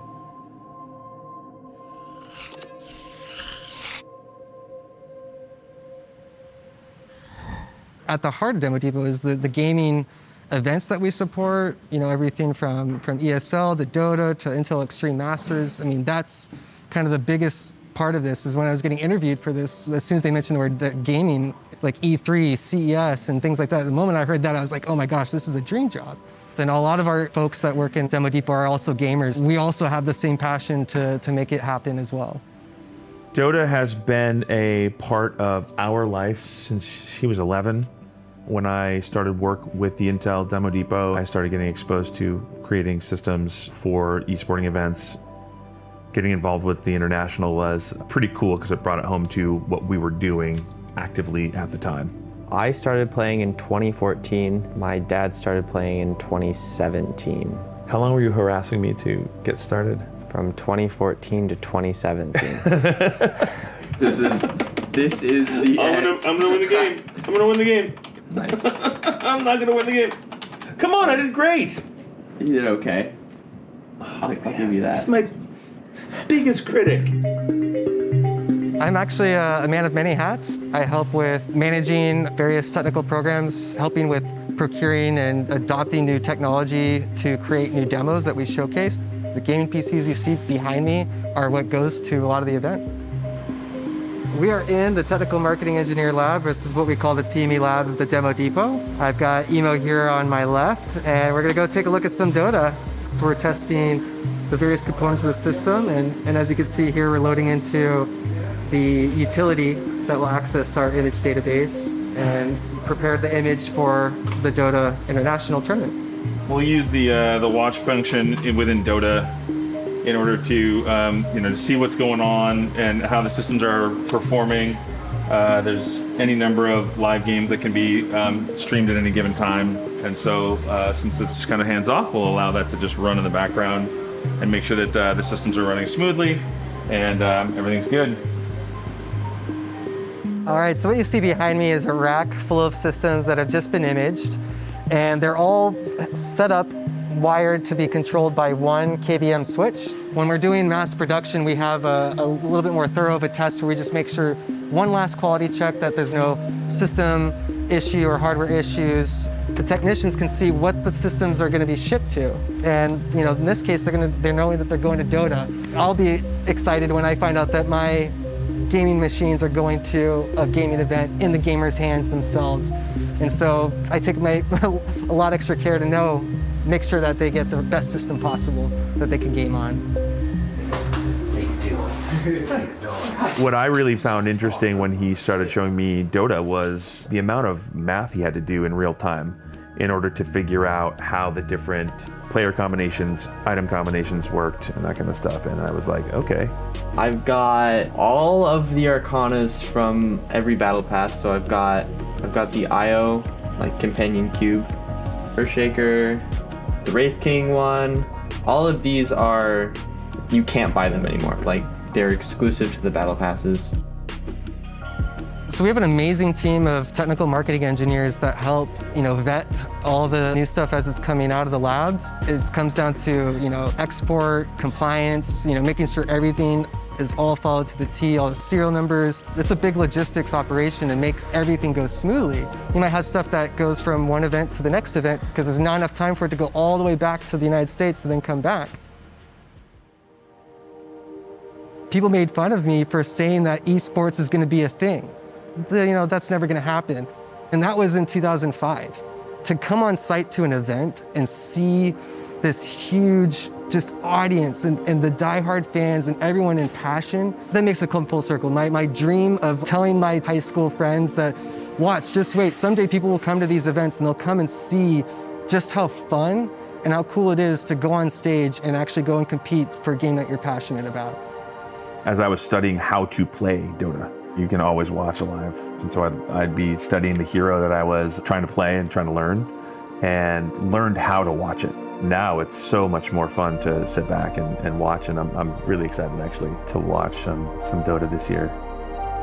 It's no different than going to any other physical sport. The Olympics, for example, that's a big deal. You have the best of the best coming from all over the world, and just to see that go full circle just makes it everything for me to keep, doing what I love to do. Oh, we're back. Hey, what's up? I was just reading Captain McFappin. No, actually, all we did was put it back together. We have not turned it on. We just don't know, but this is the build as it is now. What do you think? It looks pretty sweet to me. Okay, well now we get to plug it in and turn it on, so hopefully that all works. But right. if you want to grab the power cable right down there. Is that this one? Yeah, you can grab that one too. Okay. That one made, the other one might be plugged in. Oh, you can plug it in. Yeah, I like how he's like, is it going to burst into flames? Let's hope not. That's the fun, right? You don't know. Exactly. So pop it in, hit that little power switch there, and then let's hit the power button. Okay. There it goes. There it is. Okay. And there it is, all lit up. It looks great. The Liam Lee fan should go to purple. It's already purple and white from the motherboard because I said all those before. We bench test the builds beforehand. It's interesting, Liam Lee can always be a little bit finicky, but there is the build as it goes. Yeah, I'd say if we see, well, I don't know, we'd have to guess. It's still going to go through the postcodes and stuff like that. But yeah, no, it is purple and white, and then the Liam Lee fans will go to purple here when they go into the OS as well. But there it is, guys. The build is 100% done. But you know what that means? It's time for the peel. The peel. The peel. I've been looking forward to this. Oh, you should. This is always like the best part. So I'll pop this on for you. And then now you come around here. And then basically you're going to want to peel from here over. Is basically the thing right there. So there it is right there. The big peel.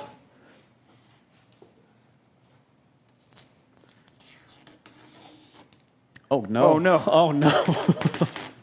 Oh, it's a little sticky. It is a little sticky. And there it goes. There's all the peels right there, and it is done right there. It's funny because I think it's always iffy if you take the glass off. It can get a little bit wacky sometimes, but there it is, the full build, and it is all done. So, well, if people want to watch you, oh, here, you can throw me that. You don't have to put that in your pocket. You're like, I don't know what else to do with this. If people want to follow you, if they want to see more of you and check you out, how do they do that? How do they follow along? Yeah, so I'm live 5 days a week at twitch.tv/LilAggy, and then I post like 2-3 times a month over on my YouTube, youtube.com/LilAggy. Okay, guys. Well, guys, this has been Mod Workshop. Don't worry. If you enjoyed the show, there are plenty more of these still coming up. We got almost 3 straight weeks of Mod Workshop still coming up, so look for a new one starting next week. I think on the 28th, I think is next, right? I don't remember the name. Yeah, that is it. Super appreciate all of you for hanging out. Big shout out to LilAggy. Still incredible run. Thank you. And you have a beautiful new PC. Outside of that, guys, I hope you guys enjoyed the show, and we look forward to seeing you next week. Bye, guys. Don't tell me what I gotta do. No, understand that I'm the truth. I ain't really got a lot to lose. That's why I fuck with you. Now I'm not really one for attention. Shine a light through a prism full spectrum. Pull the curtains back, you in my dimension. Lay back and just forget the pressure.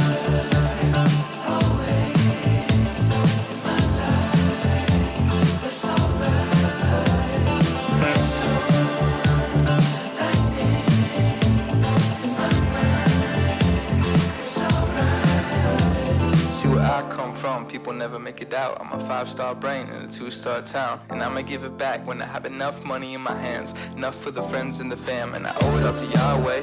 Lord knows that I couldn't do it my way. Almost bought a ticket for the fast lane. Now I'm hopping on a flight to the Everglades to forget the pressure.